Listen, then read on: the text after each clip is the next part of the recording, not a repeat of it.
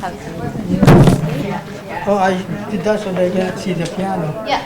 Oh, okay. It's a little too pretty. Oh, yeah. And I want to put all my stuff on. Oh, okay. Oh, you're thinking of Facebook. On Facebook, you don't want to see people? Because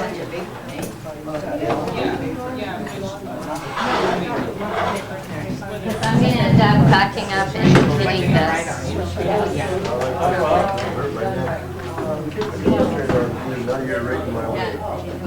Alden wanted to see and all that color Can you go forward? I can. Yeah. Then you can have I live in an apartment. Across the street from the house. This is the only coffee Just shop. right there. Yeah. If I feel like I'm not going to No. speak as well, In the vortex. like feeling closed in. Straight across from Distractors. Just any corner from Bobby. Bobby lives here and I live here. Check. Here. And I live here. There's a new house across from Bobby. And then I'm in the Portland. Okay. Good evening, everybody. Good evening, everybody. A few quick announcements before Thyra gets us started here. I hadn't planned on moving, but losing Becky made a difference. First, we want to thank everyone for attending every night. And thank you for making the effort. As we'd said, that for the people who are attending every evening, you will have a copy of my book, which will be ordered for you on Amazon, and it is here somewhere.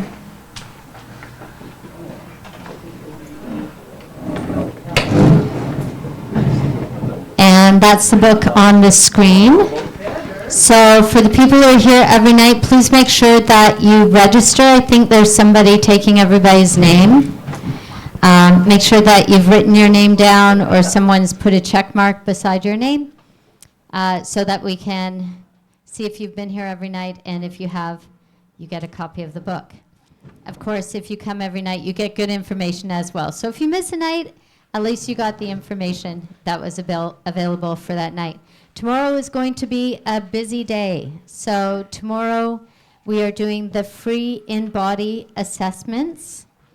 And we're starting at 11. I think I already have some people already booked. But no, I have people booked before 11 already. So, but there are only 3 spots available at the moment. Is that correct, Thyra? I'll tell you what the times are, and I see Henry pointing to himself. 12:20, 3:20, 12:20, 3:20, and 2:40. 2:40. Let's put Henry on 2:40, which leaves 12:20 and 3:20. So 2 spots left. Right. So yeah. We'll do it during our appointment. Yeah. Are you on there? I didn't see. Yeah, we changed that. Yeah. 12:20 and 3:20, if you'd like one of those two spots, please see Thyra at the end of the evening. Right? Right. Great. Okay, today we are talking about weight loss, but Thyra's going to start us off. Right. So I just want to applaud. Let's give God some glory, because from what we saw last night, we are so wonderfully made. And there's so many things that are beyond our control. The elements, we had a wonderful day today, and God is awesome overall. So let's give a hand. He must increase. Let's give God a hand. Come on. Woo!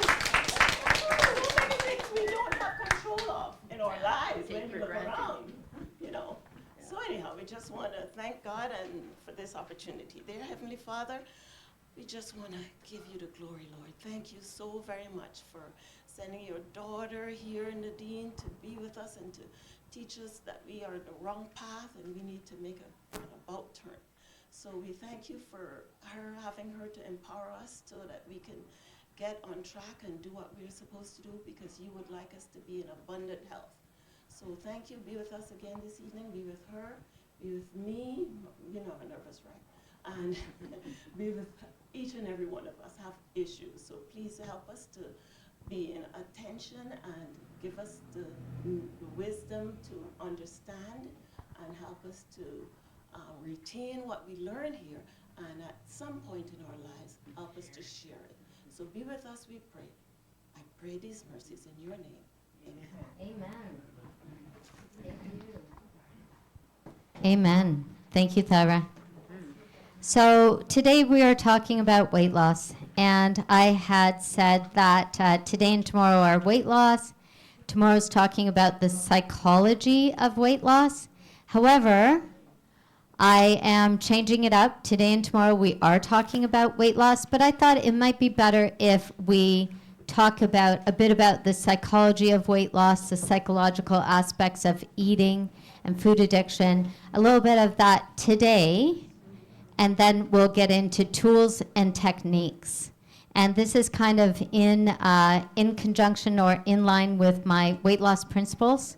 So I think it's more important to ask yourself, why am I eating what I'm eating often, instead of just finding out, okay, what's the latest diet? How can I lose weight? Just tell me what to do. Because often, and I know for myself, my picture of my larger self is not tonight. You have to come tomorrow to see that. But when I was overweight, I just wanted to know what to do. Like, what is the latest diet that's just going to get the weight off? Not realizing that if I didn't actually ask myself, why am I gaining the weight in the first place, which was because I was eating chips and chocolate bars, but then ask myself, why am I eating the chips and chocolate bars? Like, if you don't get to the why, then you're more likely to repeat the behavior. So I thought we would start with a little bit of information about what is extra fat on the body, what does it do, the emotional aspects of weight gain, and then we'll get to tools and techniques. How do you lose the weight? Is that okay with everyone? Good. Because even if it wasn't, that's the way the slides are arranged. So here we go. So, weight loss, the final frontier. Yes, everything we are talking about this week is the final frontier. Basically, hopefully all of us together are going on a voyage this week to go beyond just trying things, but to get to the point of transforming our health. That was the very first presentation we talked about. Can you transform your health? And we said part of it's with just your mindset, decision making, etc., and then you get to the point of implementation. So the final frontier for weight loss is you lose the weight and then you never gain it back again. That is the final frontier for weight loss. When that has happened, you have boldly gone to where many men and women have never gone before. That's the trick with weight loss. People lose weight. They don't really dive into why did I gain the weight in the first place, and then they change habits temporarily, and then they gain the weight again. Is there anyone here who has lost, let's say, over 45 pounds and never gained it again? Okay, awesome. Excellent. We had 2 people and never gained it again and never gained it again. Awesome. You have boldly gone towards to where a lot of men and women never go, which is losing the weight, changing the habits, never going back to those old habits, therefore never gaining the weight again. So the idea for weight loss is that you're making lifelong changes for lifelong weight loss, meaning you never go back. It's not a temporary change, it's a lifestyle change, and these are things that you might just continue to do for the rest of your life. For some people, they've always eaten in a certain way, they've always exercised, they've always loved vegetables, they've never liked fast food or chocolate or ice cream. But for a lot of people, it's about changing habits and then keeping those habits for the rest of their lives. The idea for weight loss, and the reason why I chose weight loss as my clinical focus, aside from the fact that I was overweight and then finally figured out how to lose the weight and never have it on again, was I realized when we were at the Canadian College of Naturopathic Medicine that there were so many diseases that were connected with obesity. And when people started losing weight, a lot of those chronic conditions started getting better. So I thought, wow, if you can help people to lose weight, then you're using weight loss, not always, but often, as let's say, a tool for health and transformation. So the idea is obtaining better health, transforming your health through weight loss. Of course, doesn't apply to everyone, but for many conditions, they get better with losing a little bit of weight or losing a little bit of visceral fat, which is the fat that's around the abdominal area. So what I like about the InBody machine is when you get on it, it tells me exactly how many pounds of fat you have on your body and the percentage of your body fat. And you might not look like you're overweight, but that machine tells me exactly how many pounds of fat you have. And often when people lose fat, especially from the abdominal area, even if your BMI is okay, meaning your weight is okay for your height, but if you have a lot of fat around the visceral organs, then you're still at a higher risk for certain diseases. So the idea with weight loss is losing weight for further health and transformation. Oh, how weird. Sorry, I skipped a slide. One moment. Weight loss, elevate. Yep.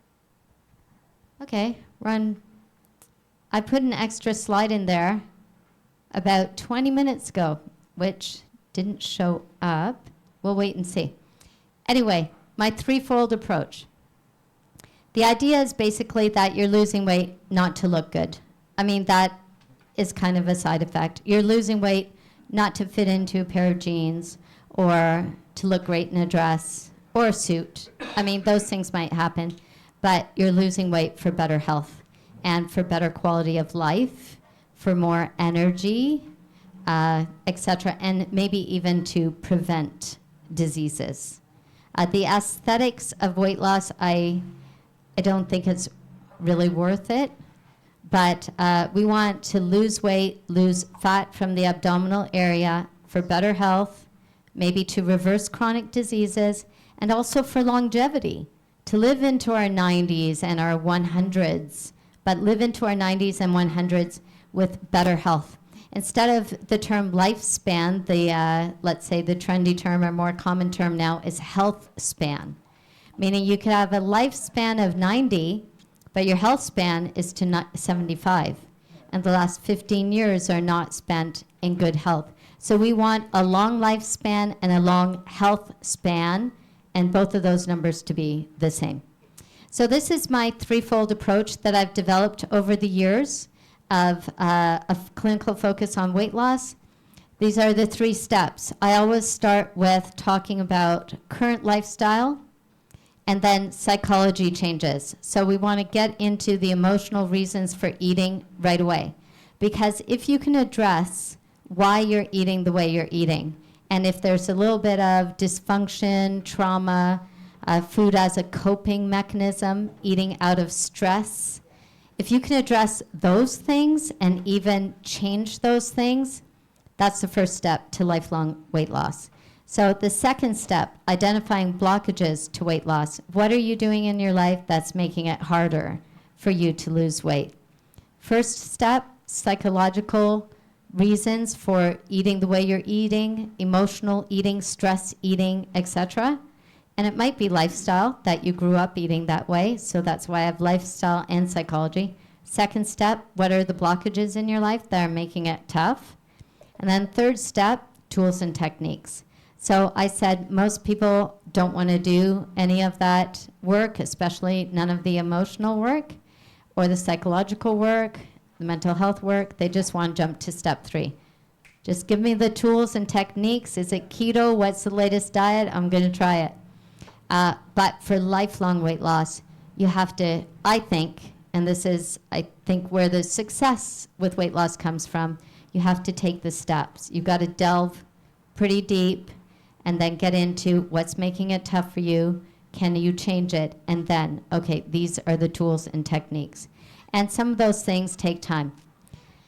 So what is adipose tissue? What is this extra layer that we might have in certain areas of our body? What is fat?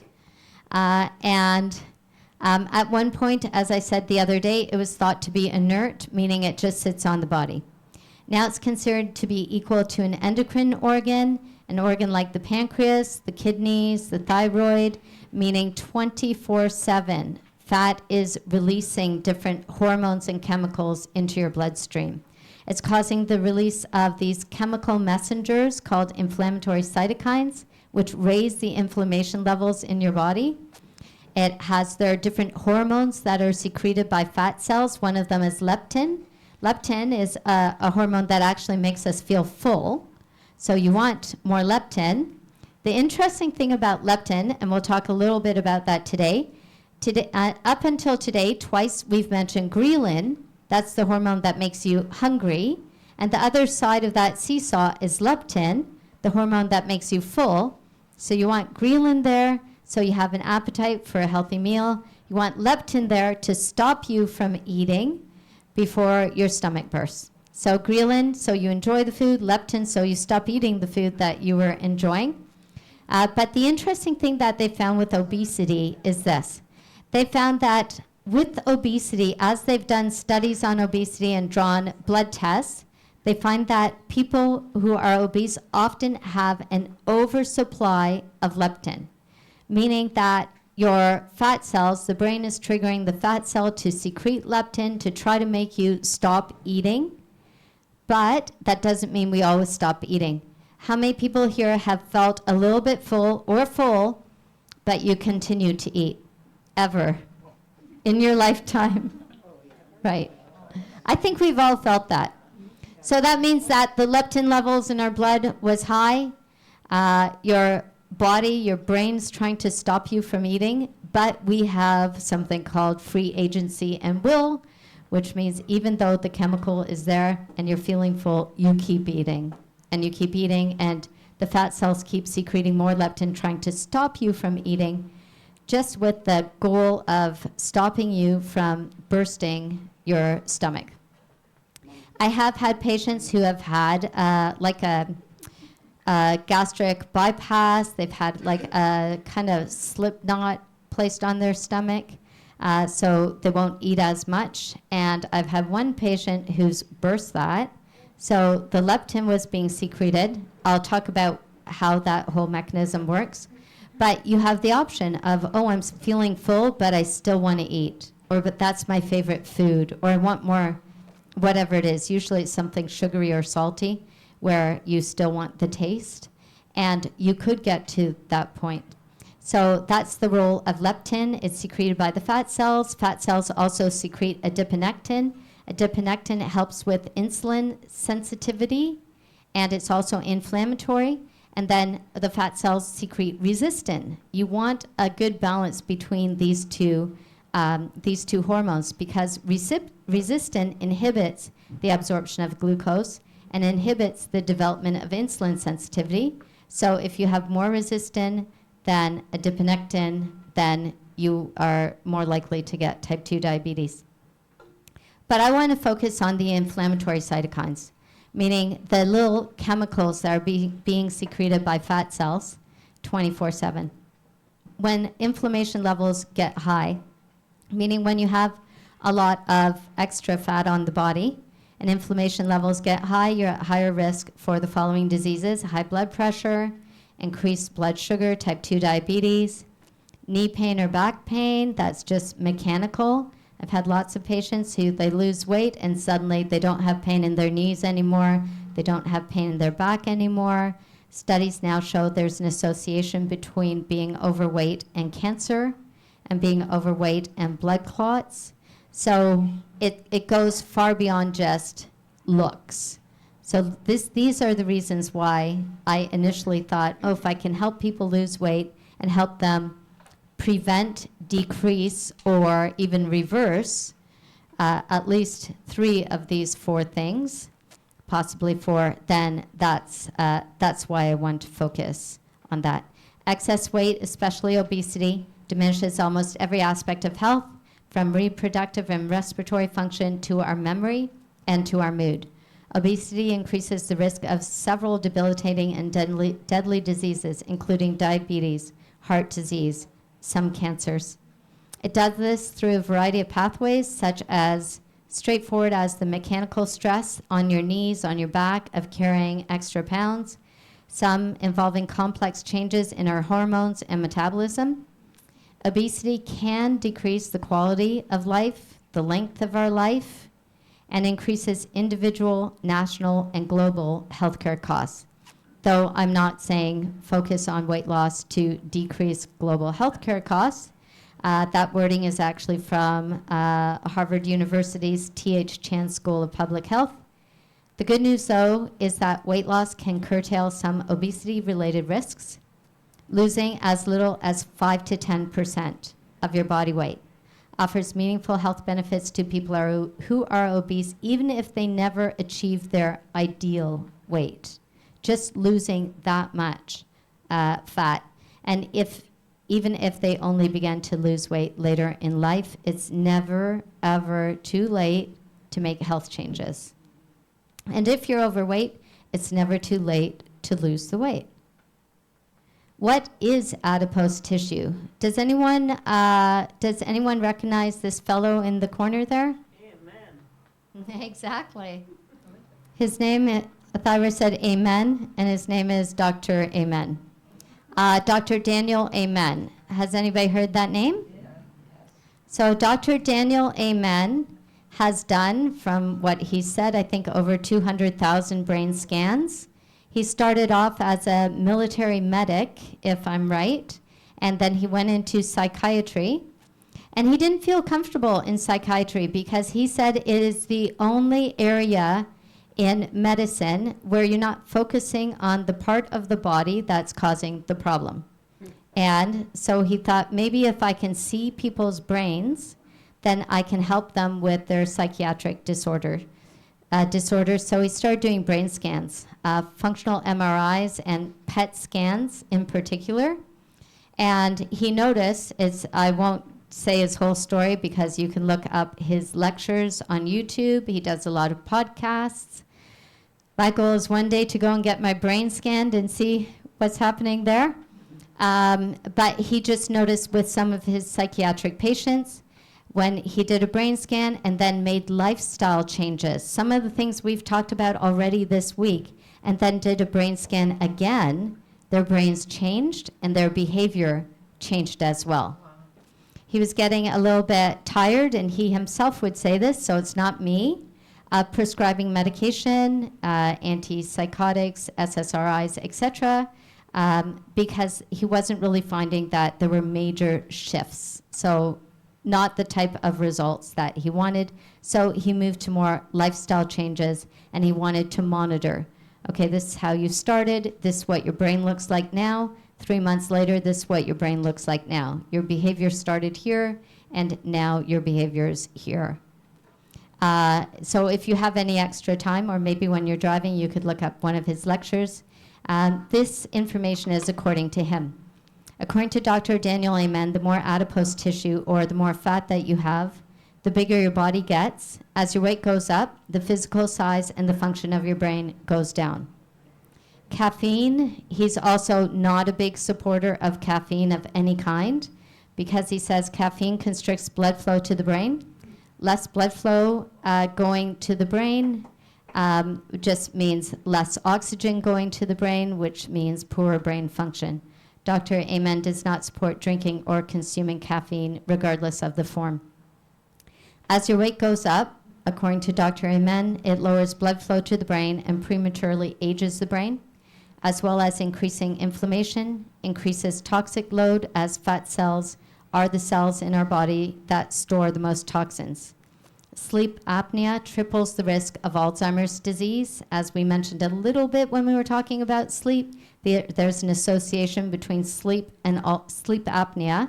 That's when you're sleeping and you stop breathing many times during the night. An association between that and Alzheimer's disease. And then obesity increases the risk of sleep apnea. So people gain weight, then they have sleep apnea, and then they're at higher risk for Alzheimer's disease. Hence, losing the weight might reverse sleep apnea, which I've seen with some of my patients, and hence decrease the risk of Alzheimer's disease. At least you've cut out one of the risk factors. So, as I said, lifelong changes for lifelong weight loss, and there it goes. It's not really about the way you look. It's about all of those other benefits and preventing those things that Dr. Amen is talking about. Losing weight goes well beyond the way we look or fitting into our favorite jeans. It's about making lifelong changes. There's something important about making lifelong changes. One of the things that makes it stick, I do always start with a plant-based meal or a plant-based meal plan. Some patients aren't happy to stay on that, ongoingly. They'll tell me right at the beginning after they receive their meal plan, Dr. Plummer, I just want to make it clear, I have no interest in going vegan. I say, okay, let's just try 10 days and 20 days and 30 days. And after that, if they're not okay with that, we might put in a little something that is not vegan, but we always start plant-based. But there's a very important factor to making the lifelong changes, and that important factor is this. You enjoy it. No. One more time. Don't. You enjoy it. Enjoy it. Enjoy making those changes. Things that you enjoy, they stick. Things that you grin and bear through, you're happy to not do them anymore. So if you're thinking of it as a diet and you're going to grin and bear through this diet until you lose the weight, you'll be so relieved when it's over that you're probably quickly going to rebound back to what you were doing before. So important to enjoy it. Has everyone enjoyed the plant-based meals? Yeah. Good. So hopefully you're getting interested in eating this way, but even if not, I hope that you enjoy the meals. You'll notice that these meals, we don't announce how many calories are in the meals. Usually when you're eating in a particular way, you don't have to focus on calories. So I'm going to get to the myth or the tool of calories today. Should you be calorie counting or not? This is just a quick review of what we did the very first day, hypertension review. Our very, very first meeting, which was on Sunday, we talked about diabetes, high blood pressure. Some of the things that are helpful for diabetes and high blood pressure as well. Diabetes and high blood pressure are also helpful for weight loss. Bless you. So risk factors for hypertension, obesity, number 1. Diet, number 2. Low physical exercise, number 3. All 3 of those things are modifiable, meaning they can all be changed. Certain chronic conditions, low vitamin D, which can also be changed. Pre-hypertension, you notice your blood pressure is getting higher and higher and higher, and then you're diagnosed with high blood pressure. Sometimes you might just be going through a very stressful time in your life, and suddenly it's high. Like the patient that I had mentioned who had a car accident. She had a car accident, went through a traumatic incident, suddenly her blood pressure was high and didn't go down again. Smoking puts us at risk or puts people at risk for high blood pressure, alcohol consumption, side effects of some medications, family history, gender, age, race. If you look at these risk factors, many of these risk factors are changeable. So even if you have a family history of high blood pressure, it doesn't mean that it is something that's going to be part of your life, but you'd have to make lifestyle changes. A quick summary of some of the lifestyle changes for high blood pressure. I put this up because some of these are also helpful for weight loss. The DASH diet, which stands for a dietary approach to stop hypertension. DASH. And that's actually a clinical approach that was created by a series of healthcare professionals who wanted to see, can you lower high blood pressure without pharmaceuticals? I suggest adding a lot of celery or celery juice to the DASH diet. That's kind of my modification that I found to be effective. I also use the Mediterranean diet, but I use the green Mediterranean diet, meaning it is a plant-based Mediterranean diet. Exercising, of course, good for type 2 diabetes, high blood pressure, and weight loss. Having a healthy BMI, meaning being within a range of weight that is good for your height. As I had said before, when I was trying to lose weight, I was just praying that I could grow 4 inches and that would take care of everything. But that I'm still, still have some hope. But that's not how I got into a healthy BMI. Low salt, low alcohol. I mentioned a few of these things yesterday and even the day before for lowering your blood pressure. Eating garlic, it would have to be raw. Pomegranate juice in studies has been compared to ACE inhibitors. Some of the other things that we mentioned were hibiscus tea, stress reduction, which we've already talked about, and of course relaxation, and maybe relaxation with prayer. You want to keep your stress levels down. Why is it important now in 2024?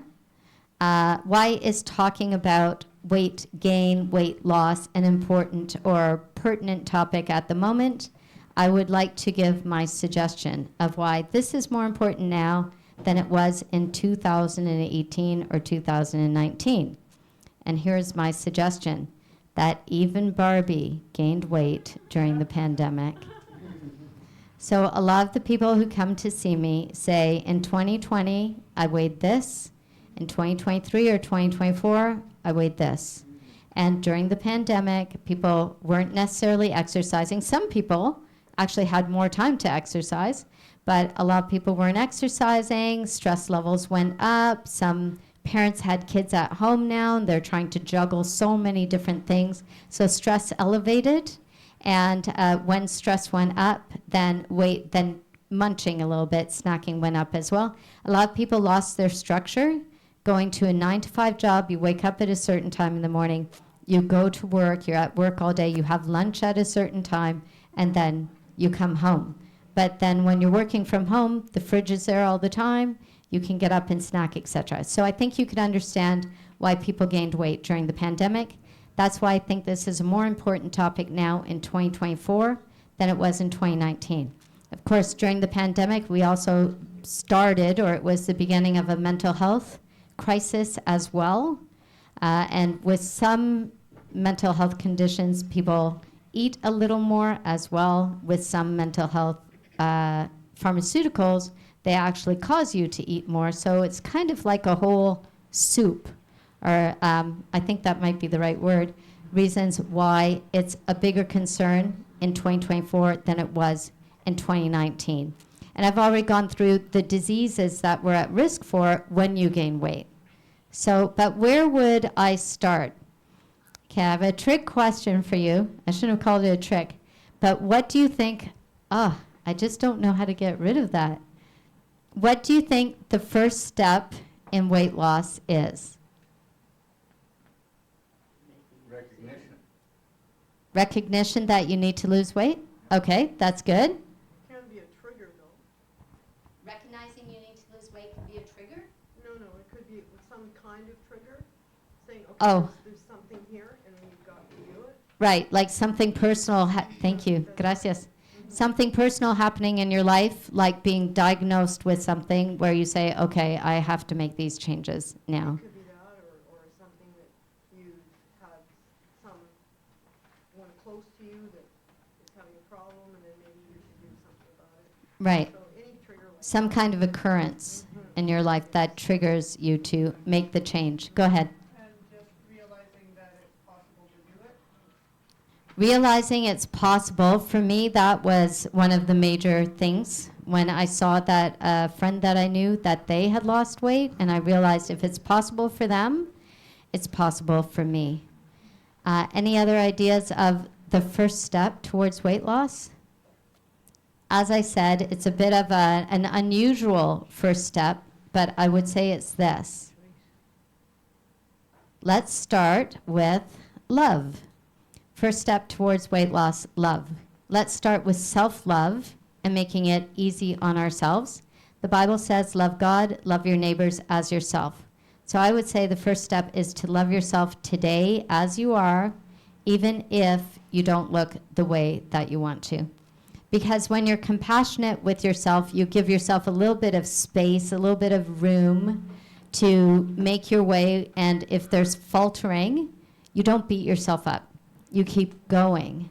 But if you don't have self-compassion, then you make the decision, you recognize you need to make a change, you get started, maybe the wheel falls off the car, you have a difficult day or maybe a difficult few days, and then you beat yourself up, you go through guilt, anxiousness, etc., and then it's even worse. And you don't feel the motivation to keep going. So this is the reason why I say love yourself, regardless of how you look. And you might even say to yourself, because of this occurrence, or because I've made a decision, or because I recognize that for my health I need to make changes, you say to yourself that this is a step towards loving myself. In loving myself, I'm going to be good to myself and allow myself to take some steps to be healthy. So starting with love. Acid reflux, as we mentioned yesterday, because yesterday we were focusing on digestion, digestive issues, as well as we touched on immunity a little bit in the microbiome. I mentioned some ways of preventing acid reflux or even reversing. Acid reflux is often worse with increased weight. So one of the steps towards, let's say, maybe preventing or even reversing acid reflux, as well as reversing sleep apnea or snoring, weight loss, as well as hypertension, type 2 diabetes, etc., etc. But a lot of people don't think of acid reflux as something that's associated with gaining weight or having extra weight. The reason why sleep apnea or snoring, snoring's like the first step before sleep apnea, occurs with extra weight, at least according to my professors, it's because all of the muscles in this area from here to here, and then all of the fat in this area, all of the muscles get very relaxed when we're sleeping, and then they're putting a lot of pressure, you could say, on the windpipe, on the trachea area. So snoring really isn't about the nose, unless you have a deviated septum or some kind of sinus issue, but really it's about the airway, and you have that extra pressure of fat and muscle on the airway when you're sleeping. Has this ever happened to you? I know when I was overweight, but it's not about me, it's about you, that this is what happened, and this is what a lot of my patients express. They express that when their mood goes down, then their food consumption goes up. So mood goes down, food goes up. Has anybody experienced that? For sure. Mood goes down, food goes up. It's interesting when we talk about weight loss in the way that we eat. As I said, so many other things are involved. A lot of it is mood and sometimes stress. So when we're thinking of stress, any of these different emotions, resentment, worry, insecurity, frustration, sadness, regret, grief, longing, hurting, sorrow, stress itself, I guess not really an emotion, anxiety, sadness, fear, anger, they're all setting off the fight or flight or the sympathetic nervous system response that we talked about yesterday. Meaning, they're all causing the brain to start that hypothalamic, anterior pituitary, adrenal gland response, meaning they're all causing an increase in cortisol. And as cortisol goes up over time, our appetite also goes up as well, and then weight goes up as well.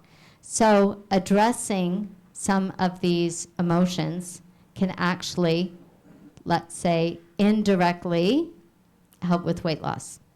The other thing is often when people are feeling this way, if you're feeling longing, regret, grief, a void in your life, sorrow, sadness, often people turn to food to cope with those feelings and emotions. So that's where addressing the way that we feel, the emotions, our experiences, can actually help with weight loss instead of causing weight gain. I hope that makes sense. So I ask my weight loss patients to do this. Oops, that's the brain sending off neurochemicals, etc., in response to the way that we feel. Adrenaline and cortisol are secreted by the adrenal glands in response to stress, and the brain has that wonderful system of secreting the bliss hormones, dopamine, endorphins, serotonin, in response to exercise and happiness. So an answer to some of those emotions might be address them, but also exercise when you're delving into them. And if there's trauma, instead of trying to deal with it yourself, a really good counselor and exercising while you're in counseling can be a good answer.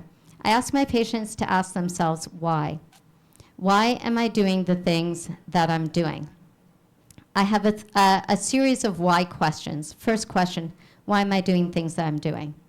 I had a patient who was one of my weight loss patients, and I told her, I want you to ask yourself why you're doing the things you're doing when it comes to your eating habits and the way that you eat.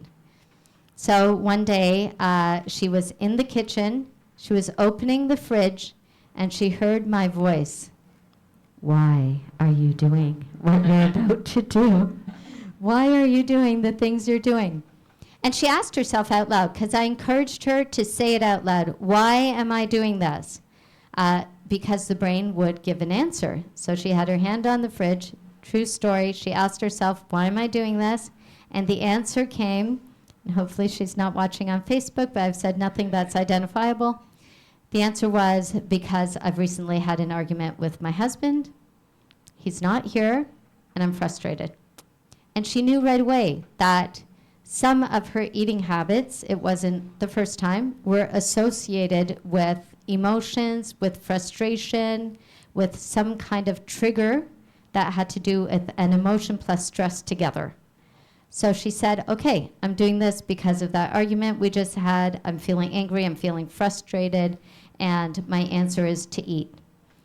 I wish I could say that that answer was enough for her to decide not to open the fridge and have the chocolate cake that was sitting in the fridge. But the truth is, which at least she told me afterwards, she completed the homework, asked herself why, got an answer, and proceeded to eat the chocolate cake anyway. But the next time that happened, after we talked about it, I said, okay, you have some awareness. You understand why you're behaving the way that you are. What can you do instead? So she said, okay, the next time I feel like that, I might get to the fridge, but instead I'm going to go for a walk. And as I go for a walk, I know I'm going to feel better, the bliss hormones are going to kick in, and maybe I'll find an answer to the argument, or I'll be able to handle it better.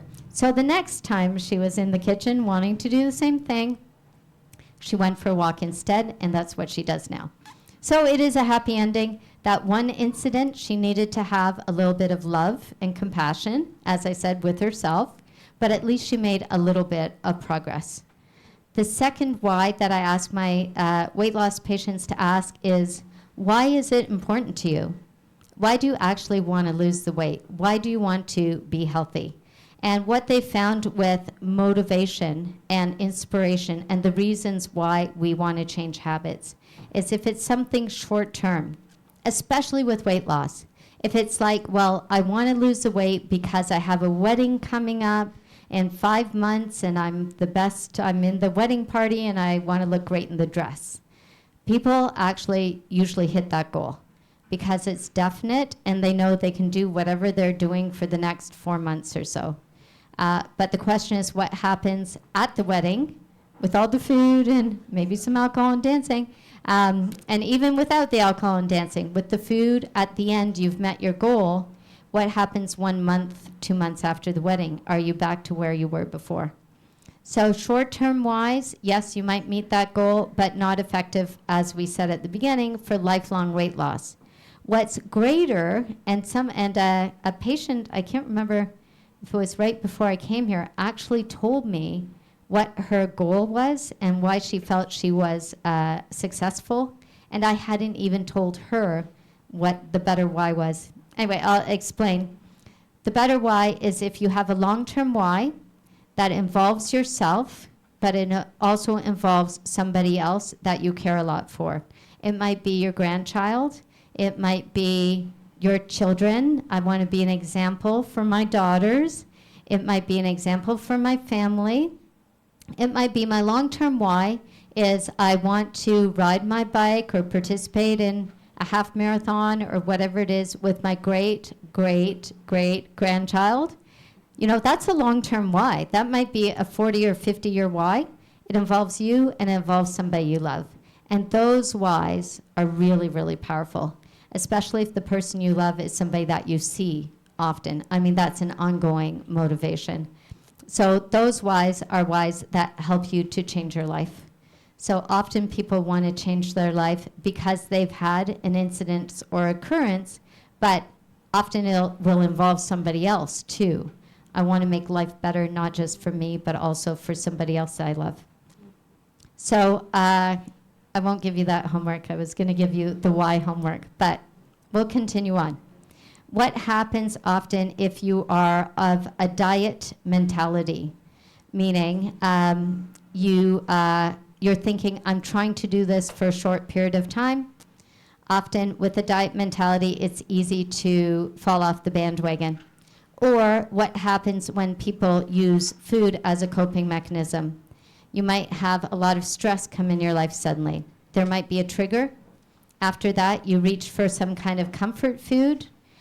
When you're eating that comfort food, it's interesting because your brain's going to secrete a lot of dopamine. Like, it feels amazing. I remember when I used to have these pig out kind of sessions, let's say. It was so much fun. While you're eating the food, your brain's like, yes, I love it. Dopamine, it's fun, you're enjoying it. You temporarily feel pretty good. It's what happens after that, when dopamine levels come back down and you think, what did I just do? And then you feel guilt, shame, you might be angry with yourself. And when you feel really bad about yourself or what you did, that actually causes stress to build up, and then you're more likely to do the whole thing all over again. That's why it's called the cycle of emotional eating. Yes?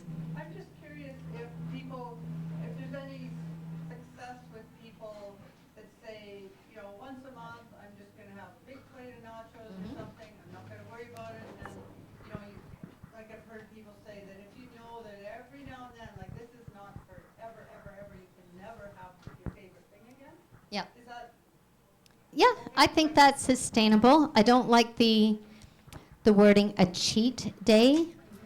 I really don't like the word cheat at all because it's just, I ask my patients to be careful about the wording that they're using. It just instills this idea that you're being bad and you're cheating on yourself. And I think that leads to a lot of overindulging on the cheat day. But maybe once a month, it's also negative. I encourage people to use positive wording. But maybe like once a month you eat whatever it is. But as I'm saying, I don't encourage the idea of like once a month it's like, woohoo, I'm going to eat everything, anything, chocolate, ice cream, et cetera, et cetera. It starts a bad cycle. But thinking, I am going to eat like this for the rest of my life, instead of I'm not going to eat like this for the rest of my life. And it might include maybe once a month the occasional pizza or whatever it is. As long as you don't feel it's a restriction, and instead you feel like this, what I'm doing with my eating is being good for myself. If you feel it's a restriction, that's when people start with the once a week cheat day because they feel like they're restricting themselves all week. And I've just seen really bad results with that.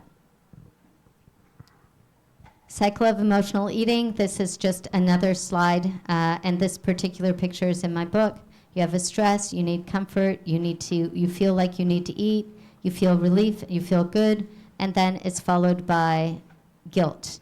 I can personally say that I went through this cycle on a routine basis, and the kind of regret, shame, and guilt that you feel is just so heavy, where you go through your mind like, exactly what did I eat? And oh, why did I do that? You know, there's a whole period of beating yourself up. But what are the things that make the cycle of emotional eating more likely to happen? Well, we know that, as we talked about sleep yesterday, that you're more likely to fall into this cycle of emotional eating because you respond to stress differently when you haven't slept well if you didn't get good sleep. Remember, our hunger, our food intake, and our mood are all heavily influenced by sleep, as we were saying yesterday, day before yesterday. Optimal for weight loss, 7 hours. At risk for weight gain, 5 hours. So it's 7 to 8 hours. At risk for weight gain, 5 hours. I would say that, when you're making changes, the way that you identify yourself is important. This happens with some people. Maybe they identify themselves as overweight, they make the changes, and now they're slender. When they look in the mirror, they have body dysmorphia, meaning they still see themselves as a larger person. So the way that you self-identify, how do I see myself? If you see yourself as a healthy person, or as someone for whom it's possible, or whatever you're identifying, which is positive, I think that's part of the thing that pulls you in and helps you to keep on making those changes. How do you see yourself? I love this saying by Sylvester Stallone, who was, and Rocky was one of my favorite movies. Life is not all butterflies and rainbows. But this is what he said, which you might not be able to see over there. He said, I am not the richest, the smartest, or the most talented person in the world. But I succeed because I keep going and going and going and going. So the secret to success when it comes to weight loss or lifestyle changes or any of the things we've been talking about, it is just keep on going. It's much easier to keep going and going and going when you have love and self-compassion. There are definite steps towards success. We've talked about some of them here. I asked, what's the first step? And these steps are actually based on the trans-theoretical model of change, which I'll show in the next slide. You think about something, you get an idea, and then you think, you know what, I'm ready to give it a try. You give it a try. You have a little bit of success when you try it. You feel good when you try it. And because you felt good, you say, I'm going to keep doing this.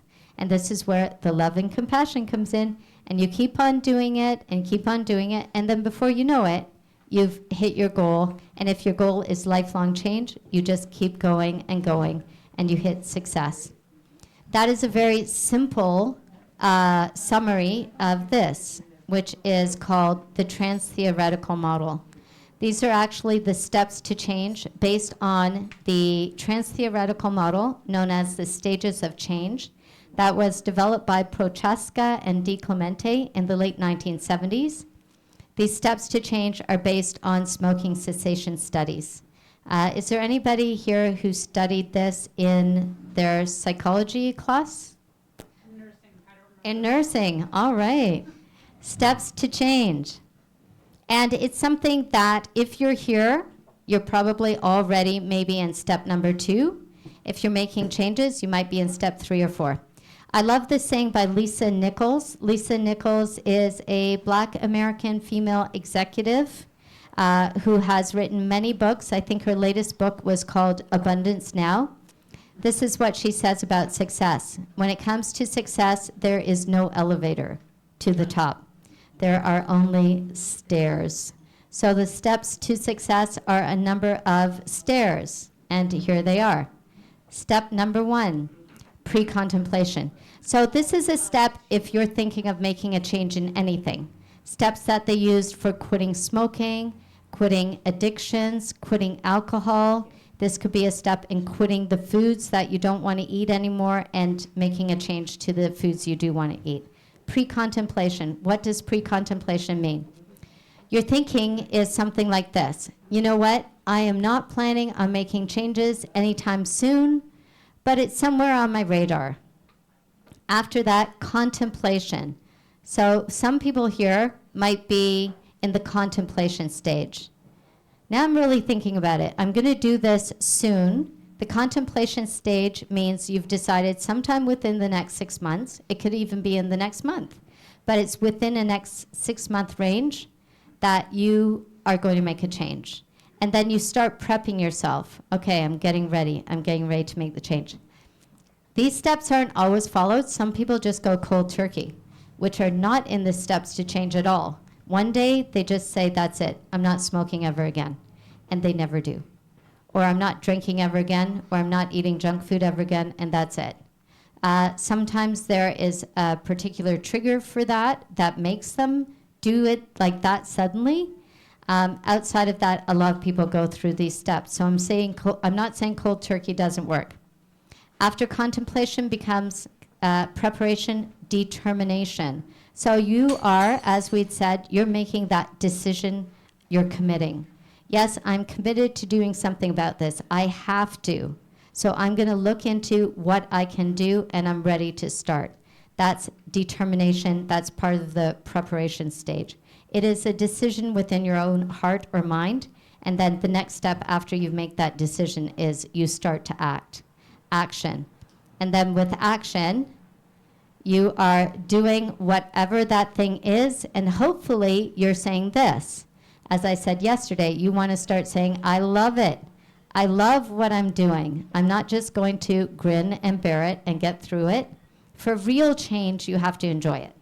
Or you have to at least get to the point of enjoying it. For myself, when one of my real changes was exercising regularly, I definitely did not enjoy it initially. I only did it because I had an accountability partner, which has been very helpful for quitting a lot of things, actually. But eventually, when I started feeling really good and I saw some changes, I said, I love this. And once you get to that stage, I'm doing it, I love what I'm doing, then you reward yourself, not with food or whatever the addiction was, you reward yourself with consistency. I love doing it, and I am consistent. I'm going to keep on doing it because I'm enjoying it so much. Next step after action is just maintenance. With maintenance, you just keep on doing what you're doing, like Sylvester Stallone. Keep going and going and going and going. Keep doing what you're doing. And of course, when you keep doing what you're doing, eventually this happens. You change. This is now your new status quo. You're not trying to change anymore. This is the new way that you live. And if anybody has ever quit something permanently, coffee, alcohol, cigarettes, drugs, etc., you know that that becomes your new status quo. This is just how I live now. And that's the final part of the final step to change. This is my new status quo. I avoid temptations to go back to that old habit because it's just not in my life anymore. And those are the changes, the steps to change. I wanted to put those steps to change into kind of more of a dynamic or more of a context of eating. So I tried to do it this way. Oops. Finally, keep doing your plan, and you will succeed. And here is, yay, success. We are going to take a moment before I apply it to dietary changes and lifestyle changes. And I think everyone has their food. We're about to pray, but Henry, do you have a question? It's not a question. It's about 30 years ago that I stopped smoking. And the way I stopped smoking... Sorry, I'm going to give you the mic, Henry. Is that okay? Go ahead. The way I stopped smoking was starting saving for a trip. Oh, And I, after a year, I could go on the trip and I was very proud of myself. Awesome. You know what I like about that? I like that there was a reward at the end. So Henry said 30 years ago he stopped smoking. One of the ways he stopped smoking was he took the money that he was going to spend on cigarettes and he started saving it for a trip. After 1 year, he went on that trip. It's interesting about smoking because smoking's a little different. I guess it could apply to alcohol as well. I have had a lot of patients who stop smoking and they think about the money. They're like, you know what, I quit smoking for a week and I saved this much money because it's, I don't know, $20 a pack. If you smoke a pack a day, that's $140 per week. And they suddenly realize, wow, I could use that money for something else. And it's the money that helps. And they don't want to spend that money on smoking anymore. Go ahead. My father-in-law Okay. Yes? smoked for 40 years. 40 years of One smoking. day we were guiding sheep hunters and he started to cough and scared the rams. Okay. And he said to himself, people are damn fools to do this to themselves. I'm going to quit smoking. Right. We'd heard it before, but when he got home, he had a big old Glory tobacco can. He put his pipes, his cigarettes, his lighters, whatever, screwed the top on. That's it. I call it willpower. Okay. Okay. He did the cold turkey method. But he did have an incident of scaring the sheep, was it? Scaring the rams off by his smoker's cough, which was a trigger for stopping cold turkey. So as I said, not everyone actually goes through the stages of change. For some people, it's cold turkey. But often with the cold turkey, there is a significant occurrence. It might be, I mean, for some people, it's as grave or drastic as somebody died. They're like, okay, I don't want to do that anymore. It might be scaring the rams. But it's something emotional that I think helps with cold turkey, where people just say that's it. If not, then usually it's the steps of change. I think everyone has their food now, so we're going to stop to say a prayer so that people can start eating. Kathy, are you waiting for your food? No. No. Okay. Let's pray. Dear God, we're so thankful for another day of life. Thank you for this wonderful food, Lord. Thank you for the hands that have prepared it, Lord, and thank you for providing it. We ask that it'll be good for our bodies, that it'll be blessed, and we say these things in Jesus' name. Amen.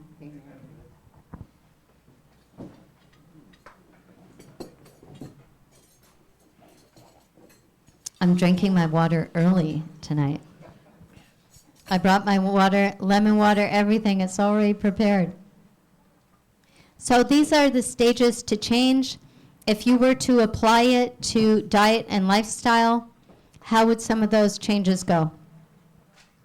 You start thinking, I want to make those changes. You might be someone who really likes hamburgers and French fries or whatever that thing is. And then you think, you know what, I'm going to find a substitute temporarily. I see it must be somebody at that table there.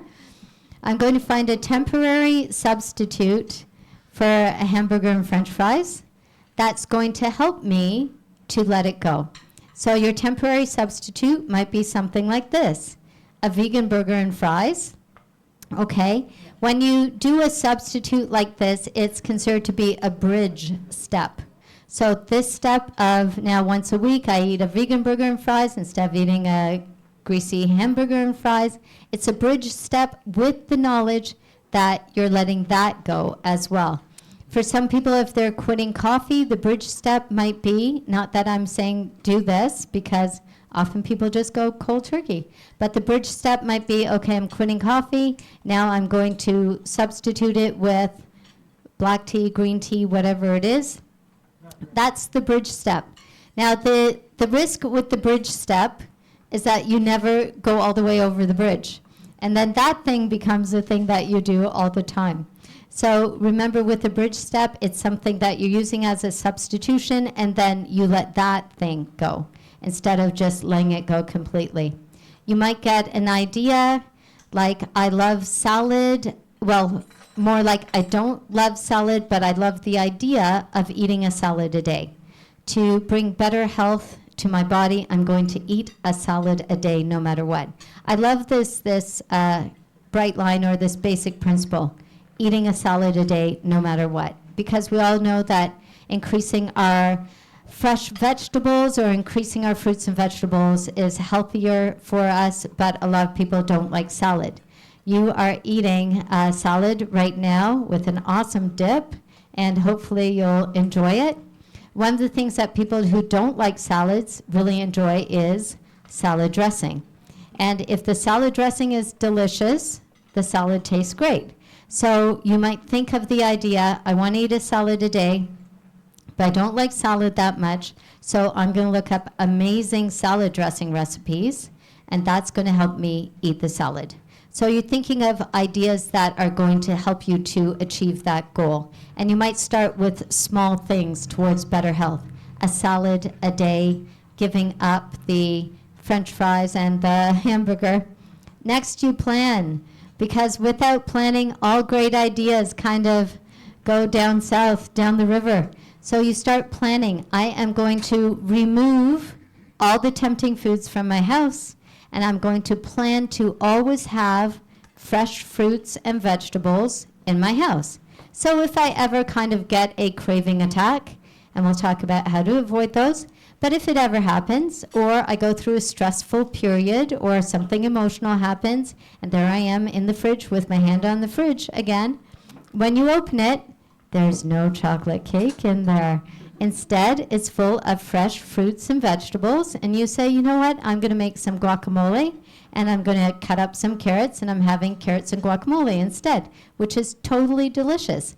But if you don't have the fresh fruits and vegetables there, if you haven't planned in advance, this is why I say it's not just willpower, but also planning, then it's just a thought. And you open the fridge, and the cake is there, and you end up having that instead. So removing the temptations from the house, planning to always have the fresh fruits and vegetables there if you need to grab something, if it's a moment of stress, etc. And then you do whatever you have decided to do. You're at that next stage, which is implementation. You keep on doing, you're consistent, and if you keep on doing your plan, you will succeed. And then you get to the stage of success and maintenance. As I said, part of maintenance is just adopting this idea that this is the new me. This is the way that I live my life now. And I found that when people change their identity, I had a patient who for years and years could not get under 200 pounds. And I said, let's see if we can change your identity. This has worked with a few people. Let's see if we can change it through affirmations. Like maybe in your mind, you see yourself, I'm just someone who weighs over 200 pounds. Maybe you've kind of absorbed that as that's my identity. I'm someone who weighs over 200 pounds. So I said, let's see if we can switch that. And then when you believe it, it might make making these changes, they'll just happen easier. So I encouraged her to say daily, I am naturally under 200 pounds. I'm naturally under 200 pounds. She said it many times a day, every day, and it was like she just started losing the weight. When she got near the 200-pound mark, before that, she would go up and down, 203, 201, back to 200 and 200.5, back up to 203. And I knew there's more going on there. There's maybe some kind of identity attachment. So when she started saying, I'm naturally under 200 pounds, boom. Within a few weeks, she was under 200 pounds. And I said, okay, let's go with I'm naturally under 190. And we kept going that way, and now she weighs in the 170s. So sometimes there is that need to switch your identity. This is my new status quo. This is who I am now, and that helps you to be consistent as well. There are so many different aspects of eating and aspects of weight loss that go beyond nutrition. Emotional aspects of weight loss. So I said that we were going to do the psychology of weight loss tomorrow, but I think it's better if we do it today, and then we get to tools and techniques, because in that 3-step approach, the first step was lifestyle and psychological changes, or the psychological reasons why we're eating the way that we're eating. So a lot of this information is not from me. It's from Dr. Gabor Mate. Has anybody heard of Dr. Gabor Mate, who is from, well, actually originally I think from Hungary, but grew up or lived for quite a while in British Columbia? He is a medical doctor who focused on addictions, mostly drugs, but he also talks about food addiction. So some of these questions are his questions when it comes to food. Painting a picture of food addiction, his question is, what does it give you? Can food be a relief from pain? Even emotional pain? Yes. Can food give you a sense of peace? Yes, especially temporarily. Can food give you a sense of calmness? Yes, temporarily. Do people get a sense of satisfaction or joy from eating? Yes. Is food and control, the way that we eat, in certain cases, a sense of control? But why, you would ask, and Dr. Mate asks, why are these qualities missing from our lives in the first place? So that's the question that he comes to and that he asks his patients in his lectures. If the answer to all of these things is yes, why are they missing where we have to go to a different tool, meaning food as a coping mechanism? Why is peace missing from our lives? Why is joy missing from our lives? Why is satisfaction or calmness or a sense of control missing from our lives? Why are we in pain? I know, getting heavy during the meal, during the dinner time. So those are questions you can ask yourself.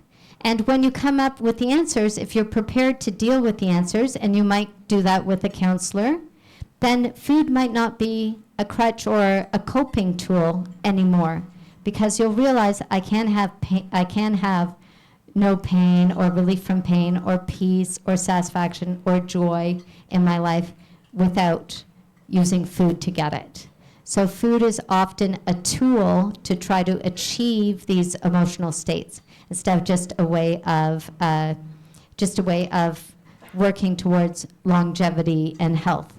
I had a patient that I worked with a few years ago who, when we started working together, he lost about 25 pounds. But he became very concerned. I mean, he was happy to lose 25 pounds. He became very concerned about his new way of life. And I said, we were sitting down, eating actually, one day, and because I had made this dinner, and I wanted to give a sample of what this tofu and vegan dish was, and you can make it at home. It's really delicious. And instead of looking really happy, he looked really concerned and sad. And I said, I don't understand. You just lost 25 pounds. You're learning to cook. Like, why are you sad? And he said that in his life, food is the only pleasure and the only joy he has in his entire life. And so now that he's made these changes and lost 25 pounds, it's like he's lost his source of happiness and joy. So I found that really stunning. I thought he'd be like, it's amazing, I lost 25 pounds. He did have some health conditions. He wanted to come off his medication. Like, he was succeeding. But he realized that without that source of joy, he was feeling empty or sad, which I think happens often. And it's a good opportunity to look at, okay, now that there's this void, why is it there in the first place? How can I fill it without food? So can food be a painkiller? As I said, not my questions. Can food soothe pain? Food is the analgesic, and it's such a great line, not mine, it's Dr. Gabor Mate's. Food is the analgesic that nobody notices as an addiction. People notice alcohol, smoking, drugs as an addiction. People don't recognize food as an addiction. An analgesic is something that relieves pain. So food is the painkiller that nobody notices as an addiction. It's also something we have to do every day, and people don't really think I'm addicted to food. This is the sample, a quick sample of someone who might be addicted to food. You eat your meal, and let's say you eat breakfast. After you finish eating breakfast, you start thinking, what am I going to have for lunch? You eat lunch, and after you finish lunch, you think, wow, that was good. Okay, what am I having for dinner? you eat dinner, and you think, as you're eating dinner, what am I having for dessert? You have dessert, and when you're going to bed, your last thoughts before you go to bed are, what am I having tomorrow for breakfast? Exactly. Is that what all mothers have to do? All mothers think of that for their children. Yeah. They don't think, what am I having? They think, what am I making? Which is a little bit different instead of what am I consuming. So a part of the food addiction is that it's on your mind all the time, and you can't get away from it. You get temporary relief by eating, and it's something like any other addiction. It's on your mind all the time while you're doing it, maybe while you're drinking, temporary relief. After that, it's still there until you have your next drink, and you have temporary relief, and after that, it's still there. And that's what a food addiction is. It's always there. The only relief is when you're eating, and even when you're eating, you're thinking of the next meal. The question in this addiction is not, why am I addicted to food? And this is not my question, Dr. Mate's question. It's not why am I addicted to food, but it is why do I need food to soothe me? Why do I have pain? So a question that we could ask ourselves. And this final slide, also Dr. Mate's. So what is addiction? According to Dr. Gabor Mate, it is any behavior, so it could include eating, that gives you temporary relief, temporary pleasure, but in the long term causes are harmful, and it has negative consequences, and you can't give it up even though you know what the negative consequences are. That is his definition of an addiction. Any behavior, you get temporary relief, temporary pleasure. In the long term, it causes harm, has negative consequences, and even though you know those negative consequences, you can't give it up anyway. Dr. Mate says from that perspective, we can understand that there are many addictions, including the addiction to food. So to lighten it up a little bit, you're like, oh, good. Has this been anybody? I know this has been me at some point where something happens and you turn to the ice cream remedy. Especially, I don't know, a young person in their 20s, and ice cream is the answer to a breakup with a friend or a boyfriend or a girlfriend. So often we're turning to food for the comfort that we need when we have temporary pain. Or we turn to, of course, chocolate. I thought he loved me, but he doesn't. So chocolate, very common answer to soothing emotional pain. So I just said that there's a lot of reasons why people are eating that way. There are emotional reasons. We might have emotional pain. It could be trauma from our childhood, and that's how we learn to cope. But I would say that now it's not just the emotion. It could be based on our history, even if at times it was based on our history. That's how we learn to cope. There is a missing factor. So it's not all us. The missing factor is this. It is the food itself. The food itself is addictive. Okay, this food, not so much. But a lot of the foods that we're reaching for when we're in pain are foods that are addictive, that we're going to keep going to. Because we do get like that hit of dopamine. It does soothe the pain, but there's something in the food itself that draws us to that food. Most of that food is ultra-processed food, or it's food that's high in sugar. It's food that releases a lot of dopamine, like the chocolate.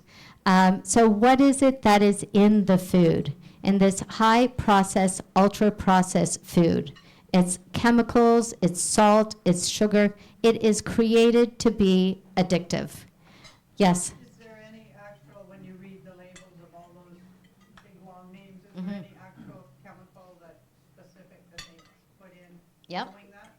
Well, all the sugars, like what we looked at yesterday, those 7 different sugars that are in there, and they're using different names for sugars that people don't realize.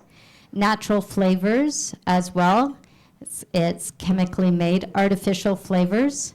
Many of these chemicals bring the addiction, but just sugar and salt as well. But the natural flavors and the artificial flavors, hard to say, possibly. But then I think when people see salt and sugar, they don't think that that's going to affect their appetite. But it's interesting how much the combination of salt and sugar opens up the appetite. Like you could have raw almonds, you eat some raw almonds, you feel full. But when you have the salted almonds, you'll eat more of the salted almonds and you keep on going. But then if you have the honey-coated, salted, crisp, whatever, caramelized, you're going to eat more of those than the raw almonds for sure, and more than just the lightly salted almonds. So it's the sugar, it's the salt, it's the way that it opens up our appetite, but also the chemicals. Most companies have a chemist, let's say, I actually know someone who is a chemist, working on something called the bliss point. Has anybody heard the bliss point? The bliss point is the point where it's so sweet that you're going to want more, but if it were too sweet, it would be too sweet and you don't like it anymore. So the bliss point is the amount of sugar that can be put in a food where you want to eat it again, but it's not so much that you're repulsed and you need to, I don't know, drink water because it's too sweet. You're not going to eat it again. So it's this combination of the salt, the sugar, maybe the flour, the chemicals, all creating that sugary sweet bliss point that makes you want to go to eat that food again and again. And this is why I say it's beyond willpower. I'm not saying that it's not just willpower, but when it comes to all of these addictive chemicals in the food, I think we're eating in a way that we didn't eat in, maybe early 1960s. Not that I was here for that, but I think that food has changed over the last 40 or 50 years. The ultra-processed food has changed, and the way that we're eating has changed. So now, having a high ultra-processed diet, we're eating more of these addictive foods. So yes, there's an emotional component. Yes, there might be trauma. We're looking to the food for joy, pain relief, etc. But then the food that we're eating has these things in it, the extra sugar, ultra-processed foods, the salt, that make us keep going back to that food. So it's a combination. It's not the food, and it is the food. Yes? I'm just wondering, I've done like several multi-day fasts, and it's really interesting for like examining your relationship with food, because after one day, like on day 2, you're not hungry anymore, but I was like compelled to eat more. Like I felt like it was more boredom than, like, I don't think I really have like an addictive relationship with food. I've never been overweight, I've never been ate or anything.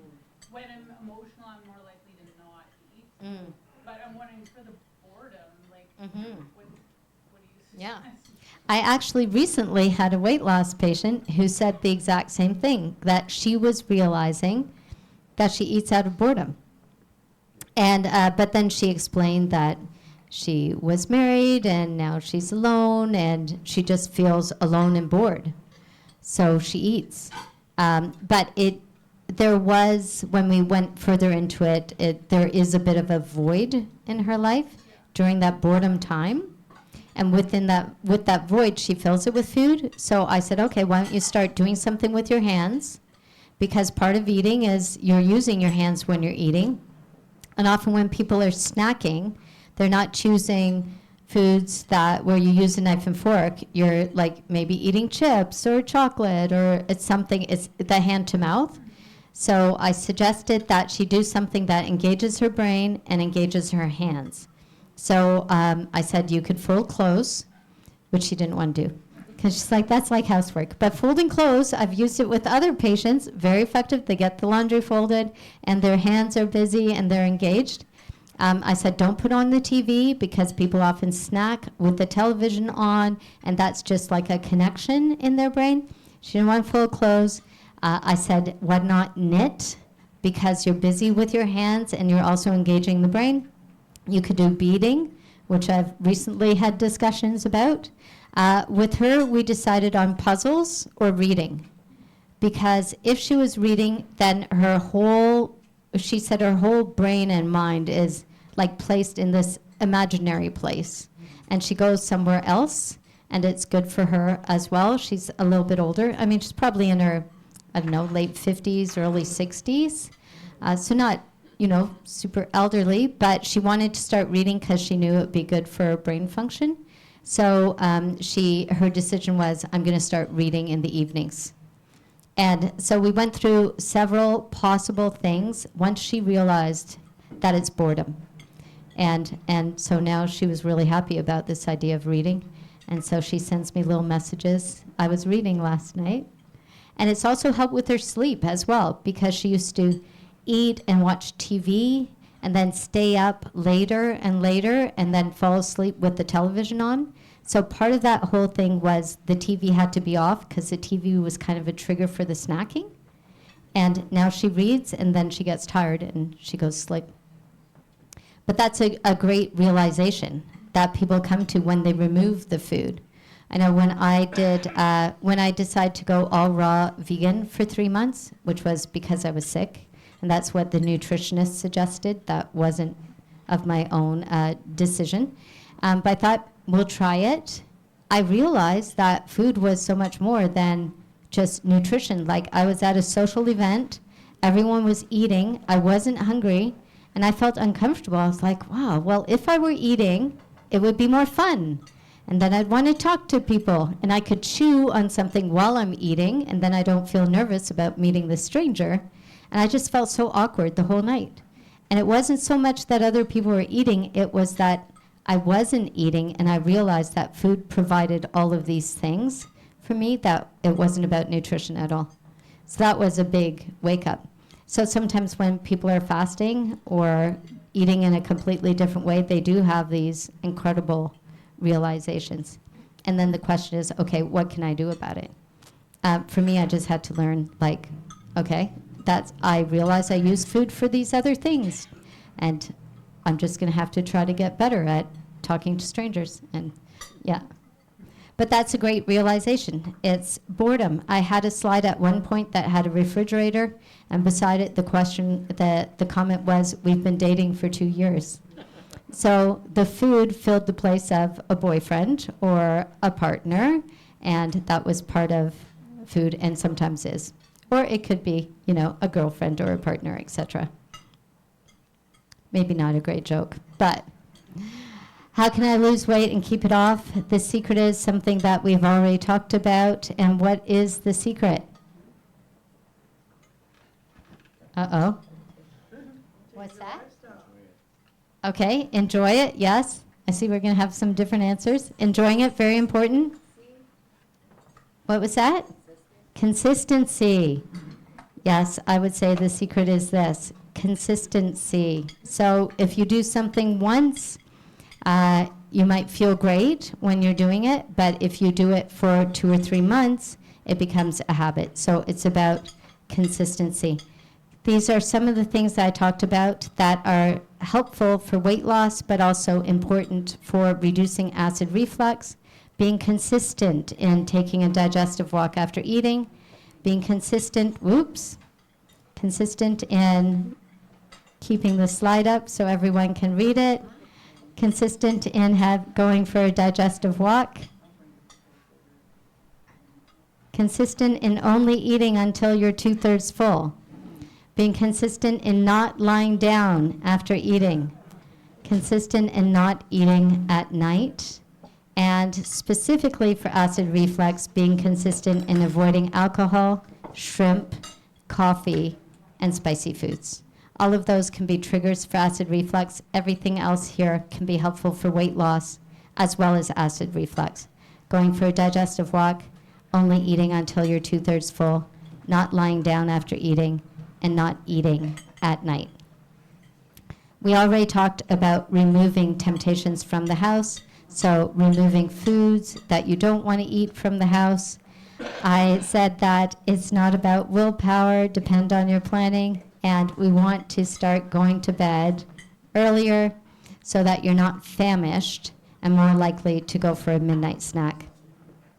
We talked a little bit about stress the other day, stress and weight loss. Part of the final frontier is addressing stress. So this is Tina Fey from Saturday Night Live, but basically, sometimes if we don't address stress, then we end up eating like this. Not with our hands and not necessarily cake, but we tend to move towards something that's going to bring some comfort. And they have done studies on stress eating to see, is it a real thing? Do people tend to eat more? Does the body respond to food differently when we're stressed? For a lot of people, if they were to describe their Facebook relationship with food, instead of I'm in a relationship, it would be it's complicated. I want to eat the kale salad, but I end up eating the donuts. So often our relationship with food is quite complicated. This was a study that was done on the effects of stress in eating. In a study, participants who reported one or more stressors during the previous 24 hours. So it could have been an argument with their spouse, disagreement with friends, trouble with children, work-related pressures. They burned 104 fewer calories than the non-stressed women in the 7 hours after eating a high-fat meal. So their body was not burning calories in the same way when they were stressed than when they weren't stressed. 104 fewer calories than the women who were not stressed. Stress also makes sleeping difficult. Poor sleep can decrease your self-control and decision-making abilities, and increase the brain's reaction to food. We don't respond to leptin in the same way. Poor sleep has been linked to an increased intake of foods that are high in calories, high in fat, and high in carbs. Similar to that study, another study was done. Researchers say experiencing one or more stressful events the day before you eat just one high-fat meal, which is the kind we're more likely to indulge in when frazzled, can slow the body's metabolism, meaning that you're not burning the same amount of calories you would if you're not stressed, so much that women could potentially see, and these studies were on women, an 11-pound weight gain within a year. So your BMR, your basal metabolic rate, or your RMR, you could call it your resting metabolic rate, isn't necessarily the same. The amount of calories that you're burning just at rest when you're stressed than when you're not stressed, based on these studies. The women who were stressed were burning 104 fewer calories than the women who were not stressed. Isn't that amazing? Now imagine if you were stressed every single day, and then you're burning 100 or something fewer calories every single day. Your resting metabolic rate would basically be lower. The interesting thing, we said that stress also affects sleep, and that sleep affects weight. One study allowed 16 adults just 5 hours of sleep per night for 5 nights in a row. Those adults gained an average of 1.8 pounds, nearly 2 pounds, over the short course of that 5-day study. The other thing about stress is stress tends to create more stress. When we're stressed out, whatever is happening in our lives seems bigger than it would if you weren't stressed out. Has anybody noticed that? Yes. So stress magnifies stress, and things tend to feel bigger and bigger and bigger until we have difficulty sleeping, or we have difficulty with our eating, etc. And the things that we're stressed about, the worries, we feel fear, we feel worry, we feel anxiousness or anxiety. Often it's not even about what's happening in our lives right now. It might be about something in the past, something in the present, something in the future, and it is mind-blowing. These are things that we talked about that stress affects. Stress affects sleep, it affects our weight, it affects our attitude and our happiness. It releases an increase in cortisol, blunts the immune system, makes us more susceptible to disease. And I'm sure this has happened to everybody. I can't sleep. At night, I'm just thinking too much. Poor sleep affects immune function and leads to gaining weight. And as we're thinking too much, the stress kind of cascade that we talked about begins. So you start thinking about something, it gets bigger, it gets much bigger, and then you feel like your whole life's turned around. The best thing to do is to intervene. So you're thinking about that thing, take a break. Go do breathing, do the smiling, do the laughing, something to get you out of that state before things get magnified. As I said, stress leads to greater eating and comfort eating over time. So you're reaching for those foods that you wouldn't normally eat. If stress is always present, you can experience an overexposure to cortisol. It's just too high. This can be a major problem in terms of weight gain because cortisol is an appetite stimulant. If only it were an appetite suppressant. It does work that way for some people, but it's normally an appetite stimulant. And this is why people respond to stress with comfort food. We have often the temptation to eat our stress away. The reason why I have a picture of an abdomen there is because when cortisol is high, then our body tends to deposit the fat around the abdominal area. So when we have high cortisol, ongoing high cortisol, you gain weight, but most of the weight is actually deposited and gained around the abdominal area, and it's mostly visceral fat. So there's a connection between high cortisol and high visceral fat, and that's why I have a picture of the abdominal area.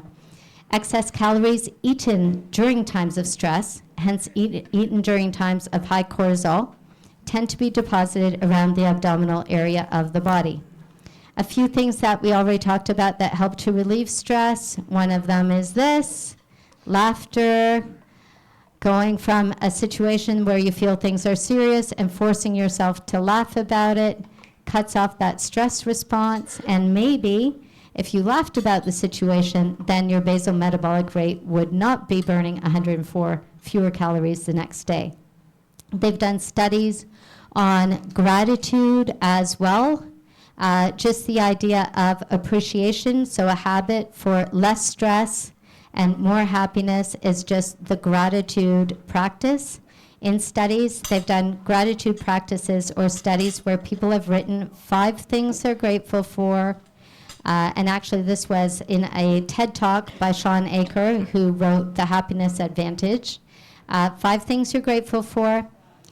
He also had students at Harvard where he asked them, write down for 21 days 5 things you're grateful for. 1 positive event. So they had to think of one thing that was positive. This might be your positive event for the day. And they also had to send out 1 thank you. It could be a text, it could be a phone call, it could be a thank you for something recent, or it could be a thank you for something from 10 years ago. Thanks so much for the way you helped me during that difficult period in my life. I never said thank you. And those were the 3 things that they did. Wrote down 5 things they were grateful for, described 1 positive event, and sent out a thank you. And they actually did surveys. There was a happiness survey, an anxiety survey at the beginning of the 21 days, the end of the 21 days, and at the end of the 21 days, anxiety went down, happiness went up. So when happiness is higher, stress is lower, then we tend not to deposit as much fat around the abdominal area, and it makes weight loss much, much easier. So what can we stop? What can we do differently? I would say the first thing is to change our attitude towards dieting or towards eating differently. Oh, I thought I changed that. Avoiding pain. We often want instant results. We feel like we're going to die if we have to change our diet. But if you change the way that you view it, changing your diet is not the same feeling as dying. As a matter of fact, it's the exact opposite. Changing your diet is a way of not dying as early in life and extending your life so you could live a happier life. I would say that the approach that I've found to be most effective is not an approach that involves counting calories. How many people here have been on a diet where you're counting calories? $50 million of counting calories. I remember my first diet. I wrote out I bought a Bristol board, that's how long ago it was, and wrote out this huge list of foods and calories, which I put on my wall, and beside that, a glycemic index list, which is a list of foods that raise blood sugar quickly, a whole list of that. And through looking at all of these lists, I decided that going on a pickle diet was the best way to go. 10 calories per pickles. So if I only burned a certain amount of calories and ate a certain amount of pickles, and I literally did go on the pickle diet, then I was going to lose weight, which I did for a short period of time, but I definitely got sick of eating pickles. But I would say it's not about counting calories. I actually use a different tool, which is called working with calorie density instead of calorie counting. And I found that to be very effective. So my question to you is, aren't all calories the same? For example, calories from carrots, calories from Coca-Cola, are they the same thing? They're calories, but you've got more nutrients in the carrot rather than you do in the Coke. You said you have more nutrients in the carrot than the Coke, true, but are the calories the same? I'd say so. Actually, the calories as a unit of measurement, it's the same kind of unit of measurement whether you're measuring Coca-Cola or you're measuring carrots. So calories are the same. I remember hearing a calorie is a calorie is a calorie. That's what one of my teachers used to say. And all in words, aren't they all the same as a measurement? Yes. And the way they affect us, affect our bodies, affect weight loss, weight gain, no. So are the foods the same and the way they affect us the same? No. As a measurement, are they the same? Yes. So when it comes to calorie counting and calorie subtraction, if I just eat 300 calories and then I go and burn 300 calories, I'll be back to zero. I think your body responds differently depending on the source of the calorie, but some people go with that simple equation and it doesn't always work. So the first weight loss principle that I use that I find to be effective and keeping it off is working with calorie density instead of calorie counting. Calorie density instead of calorie counting. And it's also very easy to remember. How do you know what foods are calorie dense and not calorie dense? Much easier than looking things up and counting, etc. Because I don't think that people can count calories and weigh food for the rest of their lives. Maybe they can do it for a while, but I like to work with, or try to work with, things that are sustainable. So weighing 20 grams of whatever you're eating, and then it's this many calories. Doing that for the next 60 years or 50 years doesn't feel very appealing, but I can work with calorie density. Okay, how does it work? Working with calorie density, you eat until you're full, and yet you lose weight. Doesn't that sound good? I know you guys are waiting for, like, what's the trick here? That sounds too good. Eat until you're full, and yet you lose weight. Okay, I'm going to explain it a little bit. See, it was so dazzling, I needed a few little twirls there. So, if you were to drink 250 calories of Coca-Cola, 250 calories of Coca-Cola, which is probably about this much, how long would it take you to drink the Coca-Cola? On a hot summer day in Lillooet, 40 degrees Celsius. 2 gulps, 2 minutes, 20 seconds. Awesome. Let's say 2 minutes or less, depending on maybe how hot you are, how cold the Coca-Cola is, how much you like Coke. Under 2 minutes. After you drink the 250 calories of Coca-Cola, under 2 minutes, whew, it's gone. Are you full? So after that, you're probably going to put in more calories. And you might say, listen, I am more enlightened than to drink Coca-Cola. I stopped doing that a long time ago. Now I drink Mountain Dew. Whether it's Coca-Cola or Mountain Dew, 250 calories, same kind of thing.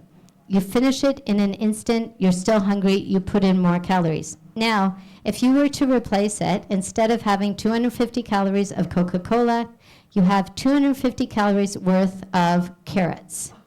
Okay, I'm not going to say the pickles. 250 calories worth of carrots. How long would it take you to eat 250 calories worth of carrots? What do you think? Is it juiced? Not juiced. You actually have to chew. Any ideas? Quite a while. Quite a while. So 250 calories worth of carrots is about 5 cups of carrots. Imagine eating 5 cups worth. If I can grab this, this is about a cup. 5 of these of raw carrots. You're not going to do it in 2 minutes or less. Even if you are taking some carrots in and then using water to wash it down, which was one of the principles for good digestion that I said don't do. So you're chewing and chewing and chewing and chewing. Carrots are very bulky. After eating 250 calories of carrots, you're going to start feeling kind of full. So the principle with working with calorie density, you eat foods that are high in bulk, but low in calories, meaning they're going to take up a lot of space in your stomach. You avoid foods that are high in calories and low in bulk, like Coca-Cola. Coca-Cola is high in calories, low in bulk, meaning it's high in calorie density. Carrots are low in calories and high in bulk, meaning they're low in calorie density.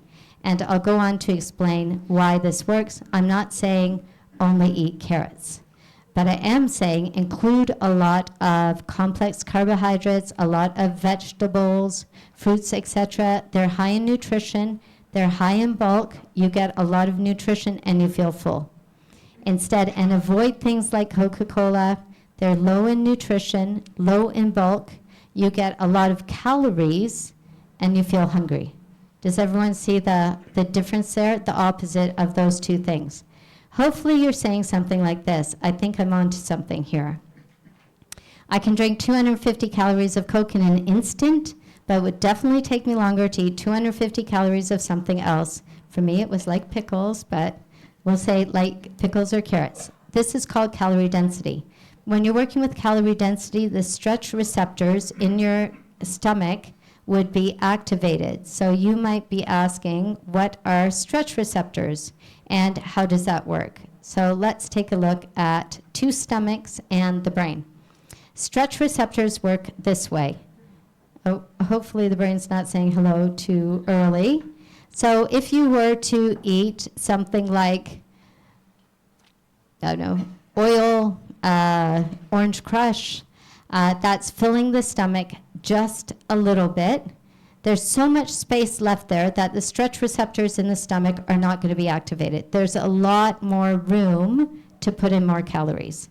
But if you were to eat something like what you had today, let's say a delicious salad that has a lot of cruciferous vegetables, maybe with a little bit of fat, I saw some guacamole or some dip, etc., then your stomach would get full. Is everyone here feeling full? Oh, good.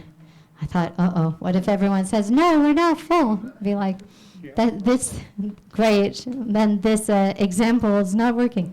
But yes, you eat something like what you had tonight, then the stretch receptors in your stomach are activated, meaning the stomach has receptors that are there to detect when the stomach's being stretched. So stomach has a layer on it that's like a muscular layer. So your stomach is like a balloon that can accommodate so much. You start eating, it starts getting full, but then we have receptors there that get activated. Those receptors send a message to the brain, and the brain gets that message, and this is basically a mechanism to stop you from eating to the point where your stomach bursts. So stretch receptors are activated. They send a message to the brain. The brain says, I got the message. The brain then activates the fat cells and causes the fat cells to secrete a hormone or a chemical called leptin. Leptin then starts going through the bloodstream, and leptin is the satiety or the fullness hormone, and then you feel full. That's the whole mechanism of action. It takes about maybe 20 to 25 minutes.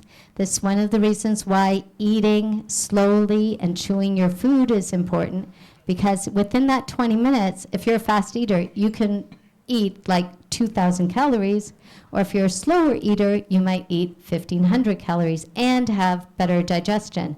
So if you think of this whole picture here, off on one side, that might be Mountain Dew, and it's 250 or 500 calories, and you're not full, and you keep on eating. And the other side, you've had a higher nutrition meal That's activated the stretch receptors. After 20 to 25 minutes, you feel full and satisfied, and you got a good, nutritious meal. So that's why we want to choose foods that are low in calorie density, that are high in nutrition value. Yes? I'm just wondering, are there any unprocessed foods that would fill or fit into that category of being, I mean, I guess other than oil? Like just a hack or a shortcut might be processed versus unprocessed? That is still bulky, you mean? I mean, like there's no naturally occurring Coca-Cola, I guess. So if you Right. avoid processed. Yes, actually, I have a slide from Forks Over Knives that has things like, you mean things like chicken, fish, meat? I mean, like in terms of caloric density versus Yeah. the difficulty of chewing and eating, is there anything natural other than if you're going to drink olive oil or something that is high in calories that, in the same way that Coca-Cola is, that you can just drink it back and super fast? That would not fill the stomach? Yeah, like, I'm just thinking like. I'm not getting shortcut- it. Go ahead. Shortcut for whether or not a food fits in which category. Yes. If it's processed or not. Right. Yeah. Generally, if it's processed, then it's high in calorie density. If it is not processed, then it would be lower in calorie density. So the shortcut is basically eyeball it and try to get to the source of the food. But I also have a calorie density chart that I'm about to show so you can see what foods are high in calorie density and what foods are not. Yeah. On the lighter side of things, the guy didn't choose vegetables. He didn't chew. Oh my gosh, they're completely unchewed. Thank you. He didn't follow one of the principles. But to your question, I do have a calorie density chart and also a way of knowing what foods are high in calorie density, what foods are low in calorie density. But yes, do not just swallow all of your vegetables whole like that. So this chart is from Forks Over Knives, just an idea of what 500 calories looks like in your stomach. Has anybody seen the movie Forks Over Knives? Yeah. I heard a few of courses and many no's. Great movie, Forks Over Knives. I think it might be maybe 10 years old or so. But it's the movie of a wonderful journey that somebody goes on. I think originally the person was diagnosed with high blood pressure, type 2 diabetes, and he goes on a health transformation journey. So this slide is directly from the movie, what 500 calories looks like and why whole plant-based foods will help keep you lean and satisfied. That's 500 calories of oil, 500 calories of cheese, 500 calories of meat. When you get to potato, rice, and beans, very filling, and then fruits and veggies. Things tend to be a little more satiating, though, if there's a little bit of fat involved. So the potato, rice, and beans has fat, it has carbs, it has protein as well. So it's not just the receptors on the stomach that are stretch receptors. We also have satiety receptors. But the leptin helps with that as well. Anyway, I don't want to go too much into the chemistry, but certain things are more filling than others. But in terms of space in the stomach, according to Forks Over Knives, that's what that amount of space looks like. We're back to the 5 cups, or 5.5 cups, the 250 calories of carrots. It might take somebody 2 hours and they're still chewing. The stretch receptors in our stomach wall tell us when we've had enough. So how do you know when you've had enough? It's when you get a feeling of fullness. So the question is, are you listening to your body's cues? So you start getting that feeling like, you know what, I am starting to feel a little bit full. So when you start to feel a little bit full, generally it would mean the stretch receptors have already stretched and leptin is being secreted in the blood. That's why that's a great time to stop eating.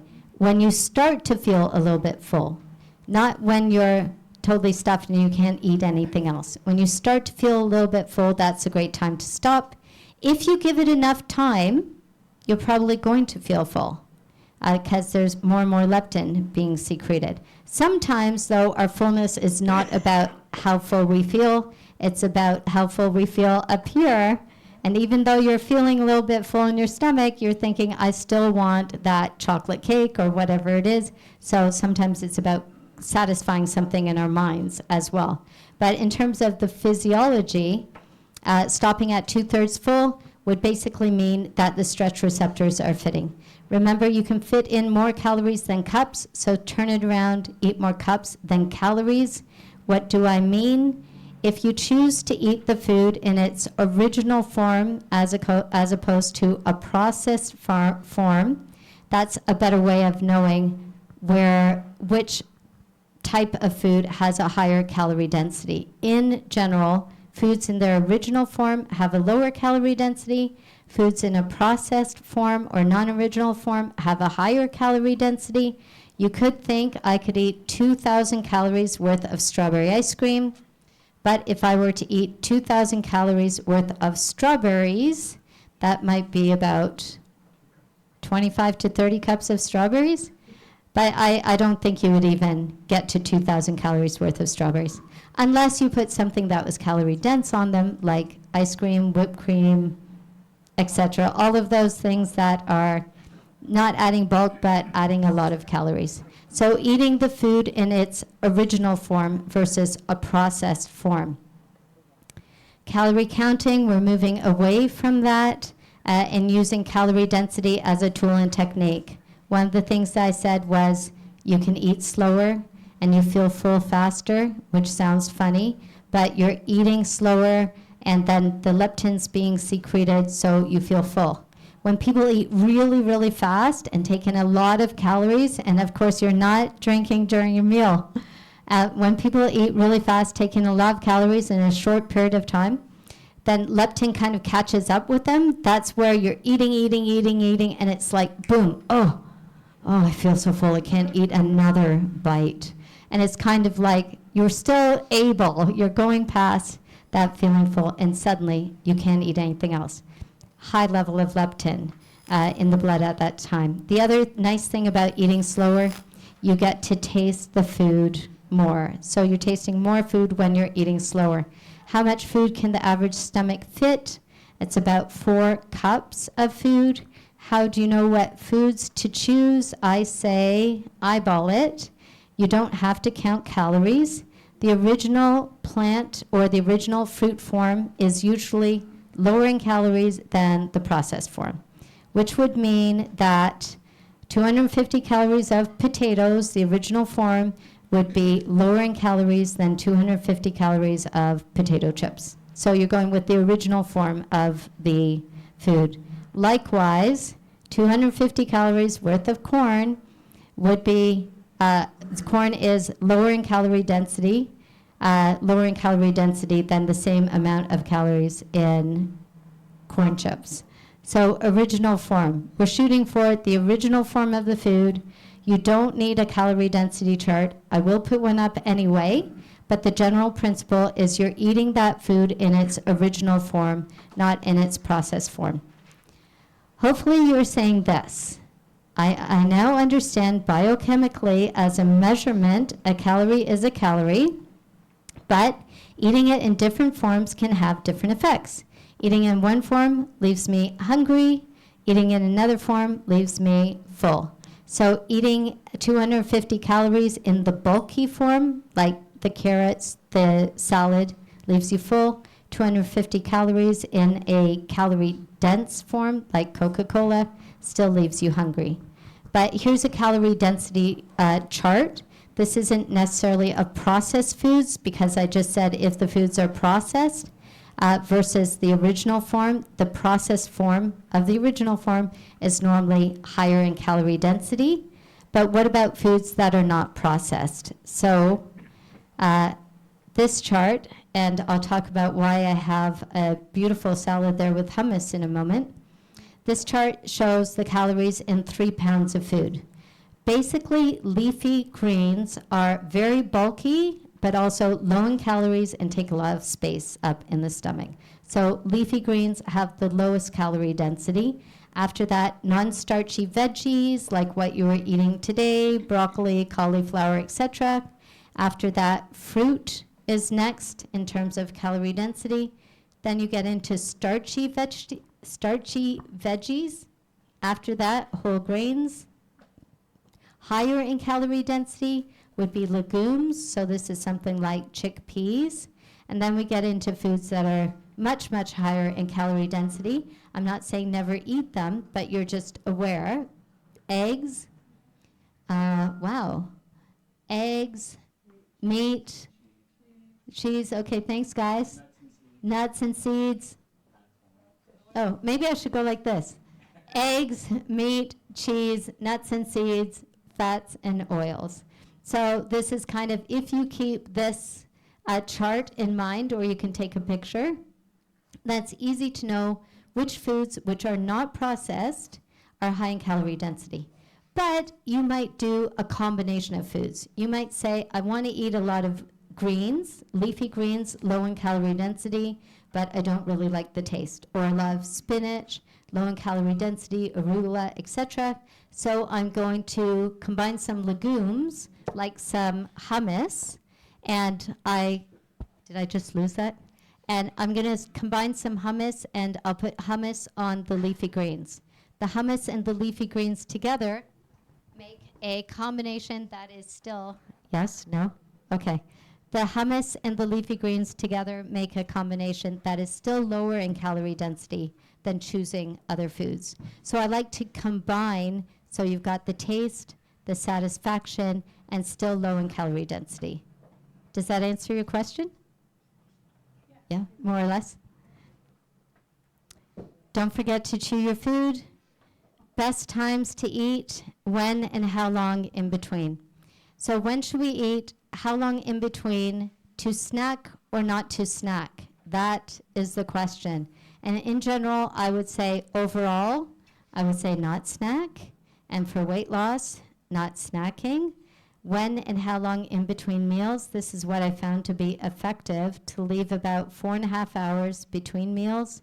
Normally at about 5 hours, people get quite peckish. At about 6 hours, people get ravenous, and you never want to be starting to eat when you're ravenous. So about 4.5 hours between meals, no snacking, and you always want to practice mindfulness, like we've already talked about. Mindfulness when eating. Don't just dig in. Don't forget to start with appreciation. What's your state of mind? Look at the food, smell the food, chew the food, enjoy the food, and then allow your food time to digest. So about 4.5 hours between meals. Some of this information is actually based on a study that I think we might end a bit early today, but we're going to end with the study slide that has a lot of great ideas for weight loss. So we're getting there. When you're eating, your insulin's high, but when you're not eating, insulin's low, and your body naturally switches into fat burning mode. This is what happens when you're sleeping. So sleep. After your last bite, the general idea, and this is the principle between in intermittent fasting, after your last bite, no snacking after. So I have a lot of patients who begin the weight loss program, and they'll say, yes, I stopped eating at 6:30. And then at 9 o'clock, I just had a bowl of strawberries, and I put a little bit of oil on it, and then I went to bed. I'm like, no. They're like, oh, but at least I didn't have ice cream, all the other things they used to have. But the idea is, at least with intermittent fasting, that after that last bite, that's it. No snacking, nothing else goes in the mouth, maybe water. There are a few things that don't break the fast. But just as a general rule, you have that last bite, no, and nothing else. And that way insulin levels will go down. You're not having any sugar. Something like lemon water might be okay, but as we said when we were talking about sleep, you don't want to have a lot of water before bed, because then you're usually setting yourself up for a night of disrupted sleep where you're waking up in the middle of the night to go to the bathroom. Though I do have a friend who is very camel-like and can drink anything right before bed, never has to wake up to go to the bathroom. I think she's the exception. So generally, you have that last bite, You might have something to drink afterwards, but after about 6:30, 7 p.m., you're not eating anymore, you're not drinking anymore. In the morning, a way of extending the fast or extending that time where you're not eating is don't wake up and eat right away. Wait at least an hour after waking up to eat. This way you're getting an extra hour, extra few hours of fasting in, and it's a little bit easier. So you're not eating before bed, you're not eating immediately on waking.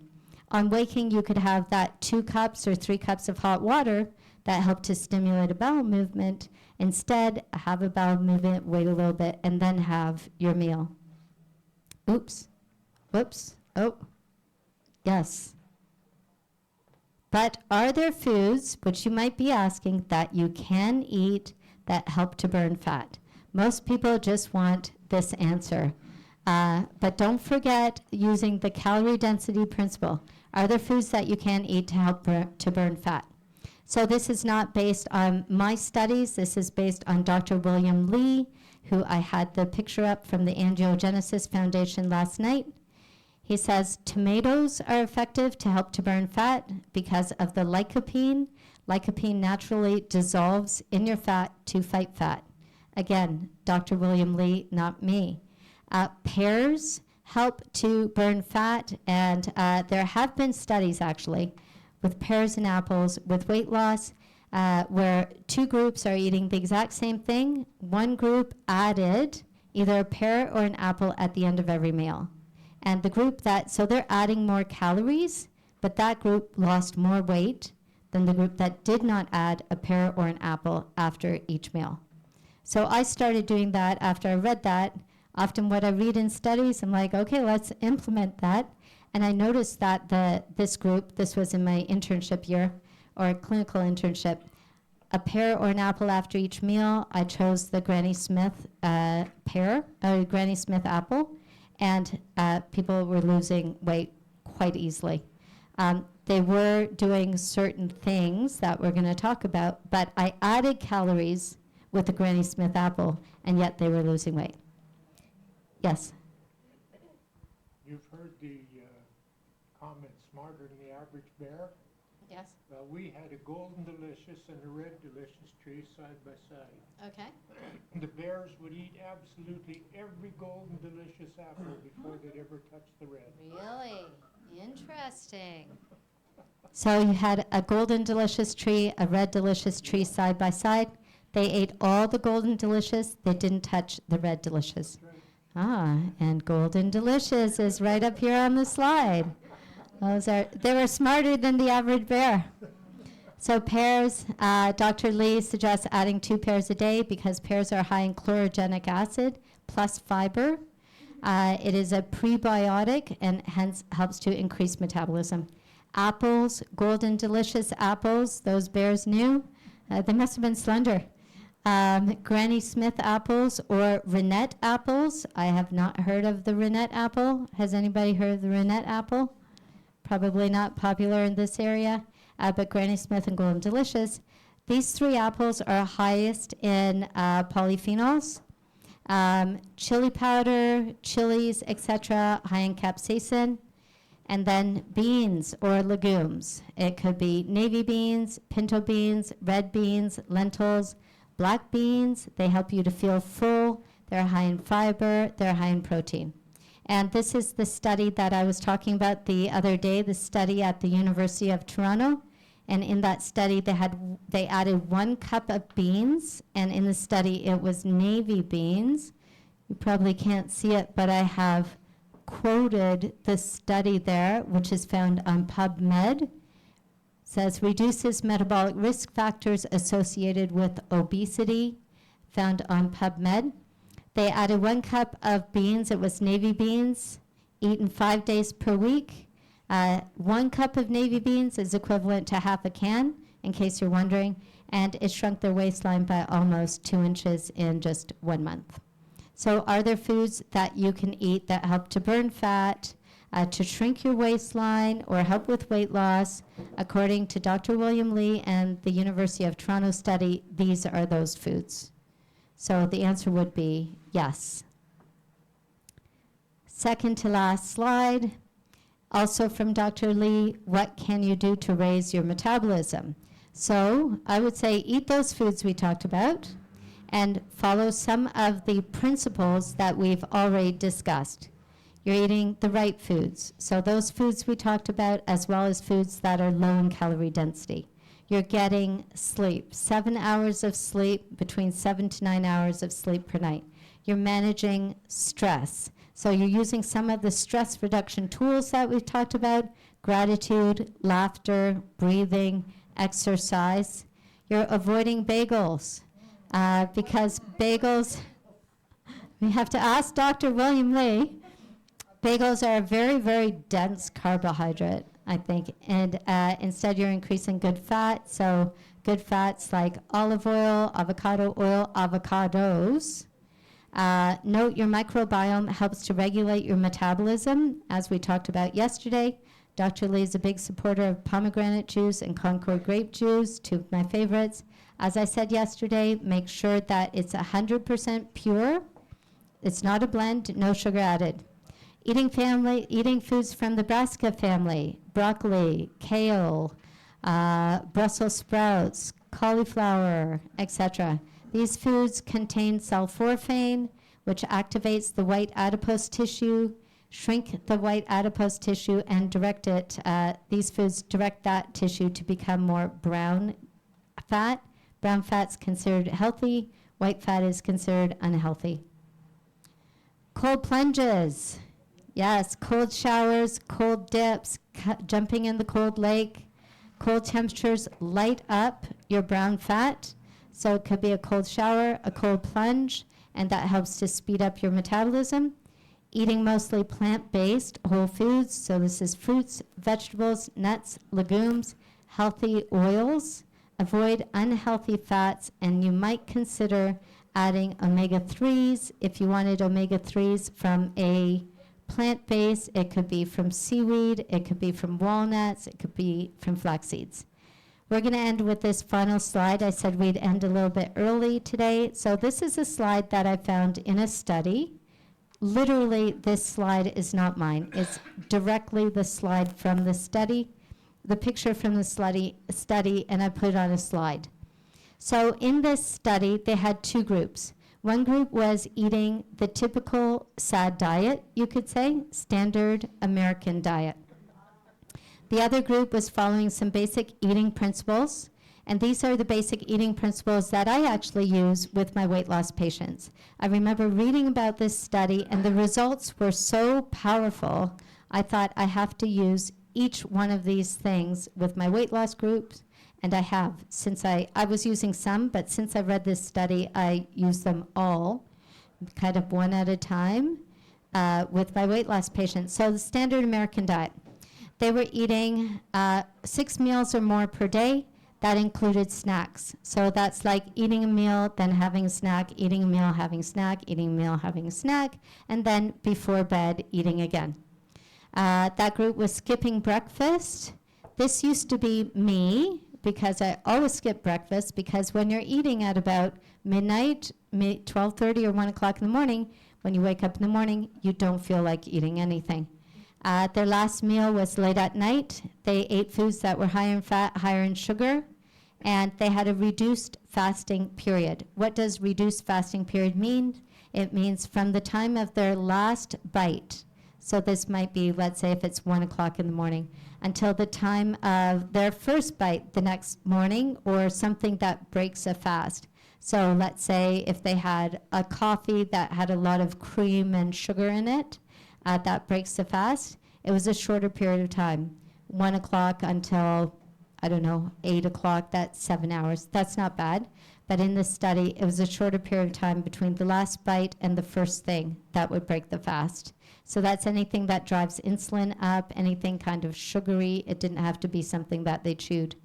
And what they found with that group was that insulin sensitivity went down. So when your cells are not sensitive to insulin anymore, the sugar can't go in the cell. It means blood sugar levels are left high, which puts you at risk for type 2 diabetes. They found that their total cholesterol was high. So HDL cholesterol, the good cholesterol, was low. the bad cholesterol was high. They were more hungry. Even though they were eating all of these meals, they were still hungry. So hunger is partially driven by cortisol, partially driven by our imagination, and it's also partially driven by how nutritious the food is that we're eating. Food high in nutrition with protein, fat, carbs in a nice ratio tends to be very satisfying. Their inflammation levels were high. So when inflammation's high in the body, then we tend to actually gain weight or hold on to weight. It also puts you at risk for cardiovascular disease, high blood pressure, type 2 diabetes, etc. Their circadian rhythm was disrupted, meaning that they weren't in a nice cycle of always falling asleep and waking up at the same time. They're probably waking up in the middle of the night, sleeping at different times. Their body wasn't in a good rhythm. And we talked about the microbiome yesterday, and they had negative microbiome changes. So possibly more of the bad bacteria, not enough of the good bacteria as they're eating this way. Part of the way that they do that study on the microbiome is by looking at fecal samples, as we talked about yesterday. But we won't talk more about that now. So what was the other group doing? The other group was eating 2 to 3 meals daily, not 6. They always had breakfast. They did end their last meal kind of early. So it was between 3 or 4 o'clock in the afternoon. So their cutoff time was early. Therefore, their fasting period was obviously later, because if you stop eating at 4, yes? Oh, yes, okay. So if you stop eating at 4, and then you go to bed at 9, and then even if you wake up at 8, that means your eating windows from 8 a.m. until 4 p.m. Let's see, 9 to 5 is 8 hours, 8 to 4 is 8 hours. So that's 16 hours of fasting, at least. They avoided late night meals. They ate foods that were high in protein. And the shortest fasting period that they had was 12 hours. Longest fasting period was 16 hours. 12 hours would mean, if they stopped at 4 o'clock in the afternoon, they're eating at 4 a.m. I don't know why 12 is the smallest in that, the shortest period of time. 16 hours on average, and I also like to use this 16 to 8 ratio with my patients, or a little bit less, meaning you have an 8-hour eating window. If you start eating at 10, you stop eating at 6. So that's an 8-hour eating window.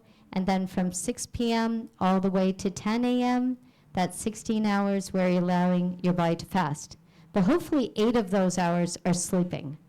So it's not as hard as I'm just forcing myself not to eat food. Yes? Do you think you'd get similar results if you shift that fasting window? Because who can stop eating at 4? Yeah. Like, it's easier to delay your breakfast until 11, Yeah. say. So I with my patients, I don't use the 4 p.m. I said I use most of the things from this slide because it is difficult for most people to finish eating at 4 p.m. And it kind of sets people up, if they're not used to intermittent fasting, for snacking right before bed. I said for most people, after 5 hours or 6 hours, they're kind of ravenous. So that means at 10 o'clock, people are in the battling that desire to eat, which is why I suggest eating at 6, finishing at about 6:30, and then most people are comfortable then eating the next morning at like 10. So, and people are comfortable waking up and just delaying breakfast until 10 o'clock. They have their hot water, they might have lemon water, and that feels sustainable for most people. These were the times in the study, but 4 o'clock is early. So I usually shift it. But they have done studies actually where they've shifted it even more, and these studies are in my book, but where they're eating at 12. So skipping breakfast completely, which is the opposite of this study. First meal at 12, finishing at 8. And they found that in those studies, compared to starting earlier and finishing earlier, they did compare it to finishing at around 3 or 4, like this study. It was still a 16 and 8 window. That those patients both lost weight. However, they were pre-diabetic and had high blood pressure, and that didn't change. For the group that was eating later in the day, it didn't affect the chronic conditions. For the group that was finishing earlier in the day, it did affect the chronic conditions. So one of the reasons could be that studies show that eating later, after 7 p.m., inflammation levels are actually higher, and when you finish earlier, inflammation levels are lower. So that might be one of the reasons why it didn't affect those chronic conditions, even though they were losing weight. So I tried to find, having read all of those studies, a happy medium, which was final meal at 6, 6:30. Most people are comfortable not eating again after 6:30. What they found with that group, the group that was doing these things, is their insulin sensitivity went up. So their body was processing sugar. The cells were more open to receiving sugar, you know, that GLUT4 transporter coming, opening up, insulin attaching to the cell, more sugar going in. So they were using sugar more efficiently, let's say. Therefore, their levels and risk of type 2 diabetes was lower. Their total cholesterol went down, so LDL cholesterol lower. Their hunger went lower. They're not eating as many meals, and yet they're less hungry. Their inflammation levels, as I was saying, maybe because they're finishing so early and also not eating those high-fat, high-processed, high-sugar foods, inflammation levels went down. They optimized autophagy, a word that we're going to talk about tomorrow, because this is our last slide for the night. We're ending a little bit early.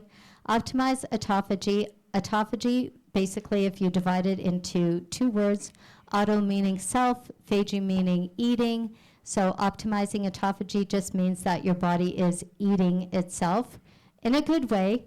Oh, darn, it's 7:30 and I want to drink all that water.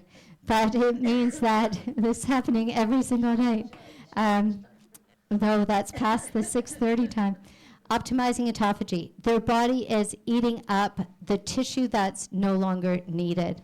I heard Dr. Jason Fung, as I mentioned, he was a Toronto nephrologist who had discovered the benefits of intermittent fasting with his diabetic patients. They were losing a lot of weight, but they didn't have a lot of this extra skin that a lot of people who lose a lot of weight in a short period of time have. So in a podcast, he said he believed that they were not having all this excess skin after losing 80 pounds, 100 pounds, because autophagy was optimized. So their body was eating all of the excess skin, loose skin, and they lost weight and still had very tight skin. So eating this way optimizes, basically your body's cleaning up and eating tissue it doesn't need, skin it doesn't need, and fat. So your body's also eating fat. And they had an improved circadian rhythm. The times they're going to bed, times they're waking up was better. Sleep was probably better as well. So this slide kind of summarizes everything. Of course, the fasting time a little bit early, so you could try stop eating at 6:30 instead of 4 p.m. But if you're stopping at 6:30, then you start around maybe 10:30 the next morning. And if that seems late, like you're someone who wakes up at 6 and you start working at 6:30, then you could start with the hot water, and then you might have some maybe lemon water, and then you could have a golden latte, so lovely, which is breaking the fast a little bit, or turmeric tea, peppermint tea, some kind of herbal tea, and then at 10:30, then you break your fast. I'd also recommend, though, having the water first, so you don't break your fast, meaning at 10:30 you eat and you're ravenous, because people tend to overeat when they're really hungry. I did have a story I wanted to tell. I had a patient who was over 400 pounds and who I was working with on a meal plan, very, very similar to this. But he wasn't doing the 4 p.m.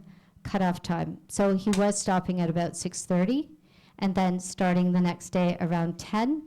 And he has lost to date about 120 pounds, and he has no excess fat. And no excess skin. And he was kind of amazed. He doesn't have this extra skin. I said, I think there are two reasons. One, based on this study, what the study says, I think happened.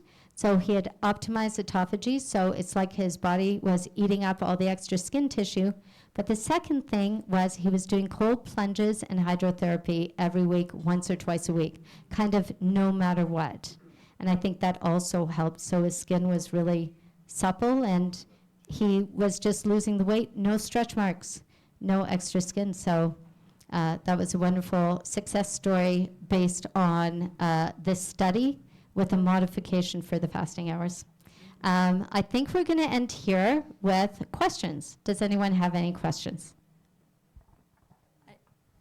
Am I on? You're on, Janie. I do the early dinner Okay. type thing done by, 3 or 4. And I do that, I find that I'm more active afterwards than I would be if I ate at 6 or 6:30. Okay. So that's just a thought of The benefit. the benefit, yeah. So you do finish at 3 or 4 in the afternoon, and you find that you're more active after 4 p.m.? Well, I would more active after 4 than I would be at 6:30 or 7. Oh, I see. Compared to 6:30 or 7. Though at 6:30 or 7, you're probably a little more tired than at 4, but yeah. And you're not finding that you're hungry before bed.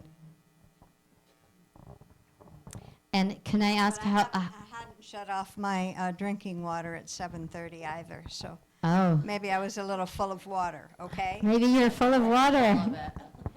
And Janie, how long have you been eating like that? Oh, years. Okay. Awesome. You start at 1? Oh, so you're doing the later starting time. Okay. Okay. Yes, yes. Like that patient, actually, he woke up at 5 every morning, so the mornings were kind of tough. So we filled them more with like liquids to try to get as close to that 16 hours of fasting. Any other questions or comments? Yes. Is that 16:8, in your opinion, kind of the best? Because I know there's all kinds of different thoughts on what the best ratio of fasting to eating window is. So I've continued to use this 16-8, 8 hours of eating, so that's the eating window. It doesn't mean you're eating straight through those 8 hours. It means you eat, then you wait about 4.5 hours, then you eat, then you wait about 4 hours, and then you eat and cut it off at 6:30 or so, and then don't eat again till the next day. Very effective, mostly because people feel like it's doable. Like they think, okay, I can wait till 10:30 and then I could eat at 2:30 and then I can finish eating at 6:30-ish. I have had requests, especially from guys, where they're saying, I want a shorter eating period. I want to, look a little more ripped and burn some more fat. For a short period of time, very effective, but in terms of sustainability, not so much. With certain patients, I've pushed it just a little bit, like, okay, why don't you start at 11:30 and still finish? I always keep the 6:30 deadline because I don't want inflammation levels to go higher after 7, and I don't want to encourage eating at night. But sometimes instead of 10:30, how about 11 or 11:30? So that eating window then is not 16 and 8, it's more like 17 and 7, and they tend to lose weight just a little bit faster. But I don't go beyond the 17 and 7 unless I did have unless it's a guy who's in the gym and they want to do 20 and 4 usually. And they get really good results, but it's not sustainable. So that's like a exception. But generally, I find 16 and 8 is sustainable and really comfortable, and you still get good results. Yeah. Any other questions? Yes. Or comments? What should us guys do Oh, that it's a should put on question. some weight? Oh, I love this question. How to put on weight. Okay, don't look at that example, even though that would be how to put on weight. But I actually have had a few patients where it's the exact opposite. And it's usually men who are very tall. And they want to gain weight or bulk up kind of thing. So I'd advise that they increase their carbohydrates, like eat a lot of pasta and rice, but make sure that you're drizzling some fat and protein on it, so it's not going to be converted into sugar as quickly, but use those more bulky starches. Still following, if you're looking at the calorie density scale that we had, still having the leafy greens, but going more towards the calorie dense foods. Lots of avocados, nuts, seeds, olive oil, avocado oil. Those are all very calorie dense foods. So you're putting things like that on with your pasta or your rice. And so you're eating meals that are still nutritious, but just much heavier. And then the final thing, which is the exact opposite of what I normally recommend, so making it clear for most people, don't do this. But the final thing is make dinner a really big meal. So for weight loss, dinner is always the lightest meal. Lunch is always the biggest meal, and breakfast is kind of in between. But if you're trying to put on weight, then make dinner the heaviest meal, and your lunch could be fairly heavy as well. But eat all of that pasta, rice, etc., with all of the nutritious things on it at dinner time. Are you going to try it out? I keep telling the wife spaghetti is good for me. Oh, okay. Well, there you go. It's straight from my mouth. But you want to eat it with all of the healthy things on it as well, and a salad, and a healthy protein. Yes, go ahead, Henry. Did you discuss flaxseed? Oh. I said it was going to be today. I actually moved all of the, at the beginning, I said I've switched things around. You're going to write it down. So on our flyer, I said the psychology and the emotional aspects of eating was tomorrow, but I changed it so that we could talk more about that today, so then we could get to food and tools and techniques. So tomorrow we're talking about the foods, more tools and techniques, but I wanted to kind of address the other aspects, why people eat, so we can start thinking about that before we get to tools and techniques. Henry, you know what? You called me out. That's okay. So we'll talk about tomorrow. And this isn't one of those tomorrow and tomorrow and tomorrow and tomorrow never comes. It actually is tomorrow. So we're going to end there. Does anyone have any other questions? Is there any of this stuff on YouTube that we could pull up to go over again? I think it's on Facebook Facebook and YouTube. and YouTube. I'm putting them on YouTube. You're going to put it on YouTube. Okay. I'm using Facebook for now. They do it, Better Living Center name on Facebook. Under the Better Living Center name on Facebook. And then you're going to put it on YouTube as well. There some are in YouTube already. Some are already on YouTube. Okay. What do you call them?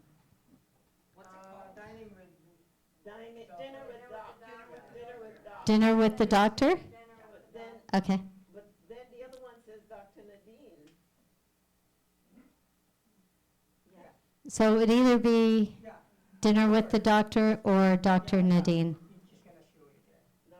Dr. Nadine Plummer, ND. But living Lillooet, Better Living Center is in everything. Okay. So you look at the Lillooet Better Living Center, Dinner with the Doctor, or Dr. Nadine Plummer, and I think this series is going to be on there, Facebook and YouTube. I had another comment, which I forget, but yes, go ahead.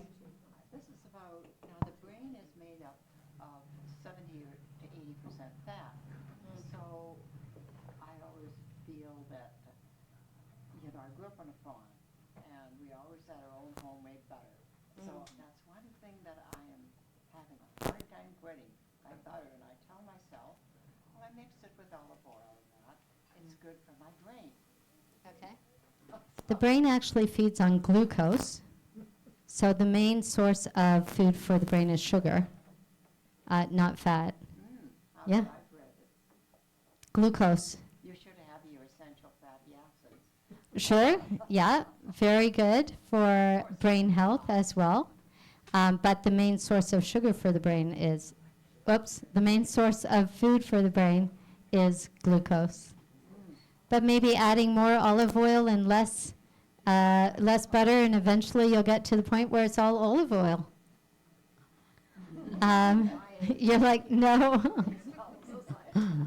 Actually, what I can put up tomorrow, along with the Dirty Dozen, the Clean 15, information about flax oil, is I can put up Dr. Daniel Amen's top 10 foods for a healthier brain.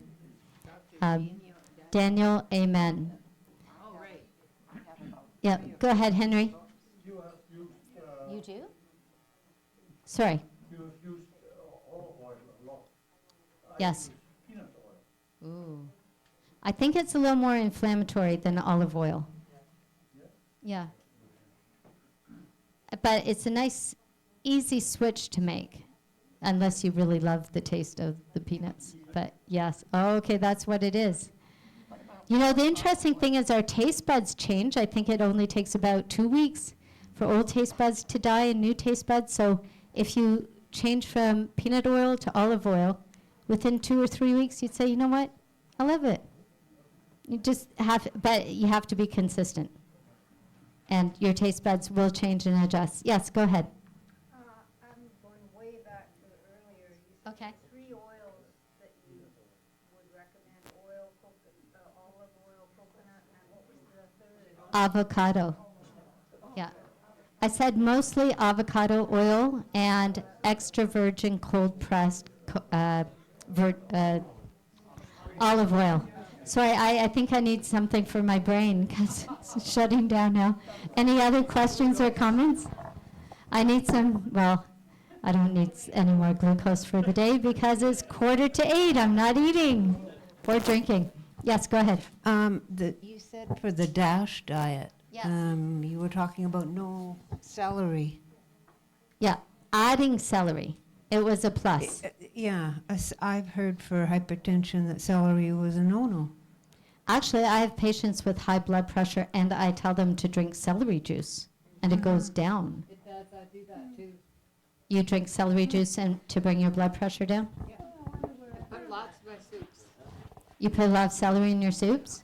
I have a patient, with several patients, I've put them on celery juice at dinner. And one patient who did a celery juice, like a juicing fast, celery, and their blood pressure went right down. But when you go away from it for a while, it comes right back up. It does, it does. So you have to think of the other reasons why is my blood pressure high. But it is something that helps. What about trans fat? How does that affect high Ooh. blood pressure and diabetes and stuff? You know, it's interesting because trans fats were so kind of controversial for a while, and then legally you had to write whether or not trans fats were in ingredients, and that kind of solved that. It's just very, very inflammatory. So as inflammation levels go up in the body, then we're at higher risk for weight gain, as well as cardiovascular disease, high blood pressure, diabetes, etc. I recently bought a gallon of extra virgin oil from Costco. Yep. And then I was reading something on the internet the other night that explained how they put a lot of canola oil in it. Oh, okay. So to test it, you put a little dish with a tablespoon of the olive oil in it, put it in your fridge for 24 hours, and it came out just saturated with monounsaturated fat. Just You fine. mean so it was solid? But my avocado oil Yeah. didn't. It came out a little cloudy, but you could still pour it. Still liquid? Yeah. So I think I've been eating too much extra virgin olive oil when they're cheating on putting it into the bottle. Right. I'm assuming it's good stuff, but it's not. It's too greasy, heavy. So you're saying that you bought extra virgin olive oil from Costco. Did buy it. You're supposed to put it in the fridge and it remains liquidy. But you put it in the If fridge. it's pure, it If goes it's pure, liquidy. yeah. You're assuming it's all olive oil. Yes. But when you put it in the fridge, it didn't remain liquidy. It was kind of hard. It was hard. So you'd heard or found something on the internet that said they're mixing the olive oil with canola On the oil. supermarket products you're buying. Okay. And then you did the same thing with avocado oil and it stayed a liquid. It did. But you got to look for the labels Yeah. and stuff. I wonder if there's a difference if you're getting organic, extra virgin, cold pressed olive oil. I mean, we can only really hope that we're actually buying what the label says. Because I'm blaming Yeah. that on a lot of trans fat cholesterol. Because I Okay, it's not necessarily trans fats though, because I don't think coconut oil is, right, coconut oil is not high in trans fats, but it's high in saturated fats, so it changes from a liquid to a solid as well. I don't So it's not necessarily trans fat. But I don't use. Trans fats are not natural. They've been chemically changed. So I don't use coconut oil at all. Okay. But it's the extra virgin oil that I thought was pure and healthy for you to take. Yeah. And it's really not. If This it's is a coming out warning hard. for everybody about buying their olive oil from Costco. No, I bought it before from other stores, and Same thing? apparently they can't afford to make it pure for the customers to buy, so they add canola oil and maybe palm oil, which is a terrible oil Terrible. to ever take. Yeah, they're adding And that. then when you read the label, does it say 100% olive oil? Yes, it does. Okay. I've read that recently in North America, like 90% of the olive oil is mixed, Really? It's a blend? Yeah. Terrible. like not above. The what? Oh. I didn't hear you. Yeah, I heard that, sir. There's a documentary about, last placings, overseas. Well, that's not what they said on the internet. They in my, did their whole press process, and it's not mixed whatsoever, unlike a lot of it, which is falsely labeled. Right. Where do you get that? Yes. Hard to say. I actually am fortunate enough that I have an incredible bottle of olive oil that my friend gets imported from Italy, and she knows the olive farmer, I guess you would say. But it would be interesting to do that experiment. Have you put it in the fridge? I have put it in the fridge. Is it Yeah. stay- it goes solid Yeah. or it stays I don't remember, but when I get back to Toronto, I'm going to put it in the fridge. Yeah. Unfortunately, we can't quite control the honesty or dishonesty that's happening in our food, but you can only go for what you think is the healthiest. And if it's on the internet, you gotta check out whoever put it on internet too. You can't always believe what they say on the internet. Yeah. Not always. Not always. The same answer, the good quality is, will go cloudy, but it'll be horrible, but the other stuff is filled with greasy stuff. Mhm. I think we're going to end here with a final prayer, and then I will talk about what's going to happen tomorrow. Dear Lord, we're so thankful that you gave us this time today. We're just praying and asking, God, that you help all of us with in the ways that you know that we need to change our health, and I pray that you'll be with everyone as they go home tonight. In Jesus' name we pray. Amen. So tomorrow night, Weight Loss Part 2, where we talk all about the food. And also tomorrow, if you have not signed up for your free assessment with Thyra, I think there is no more space left? Okay, so tomorrow, please remember the times. There is one spot, 12:20 tomorrow, for the in-body free assessment. One space left. If you're interested, speak with Thyra. If you don't remember your time, check with Thyra to see. Please come on time. We'll see you tomorrow, and have a wonderful night. Bye, everybody.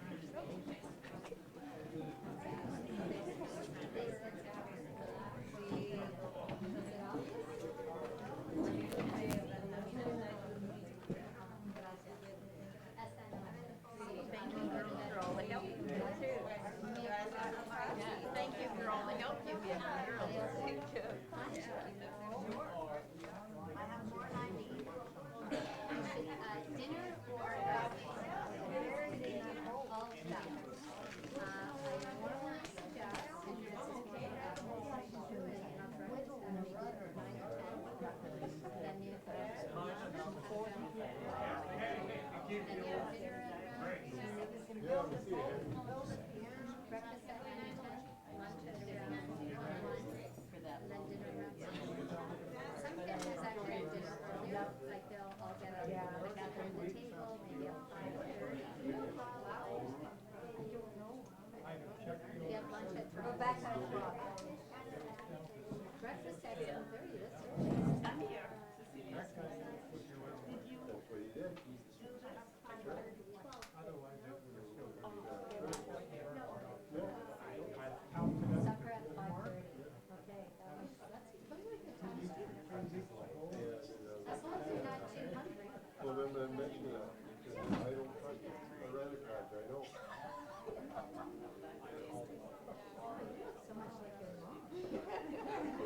Monday morning, eh? I'll let you know Sunday.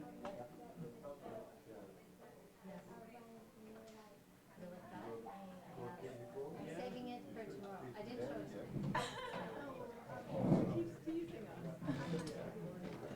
You're not gonna be here tomorrow? Oh, you wanna see the picture? It's actually on my phone. we'll have to turn away. I have to think I sign have a it on my waiver. phone. I'll show you. Did you have a question, Rhonda? Oh, yeah. Okay. Oh, fantastic. Very good. Thank you so much.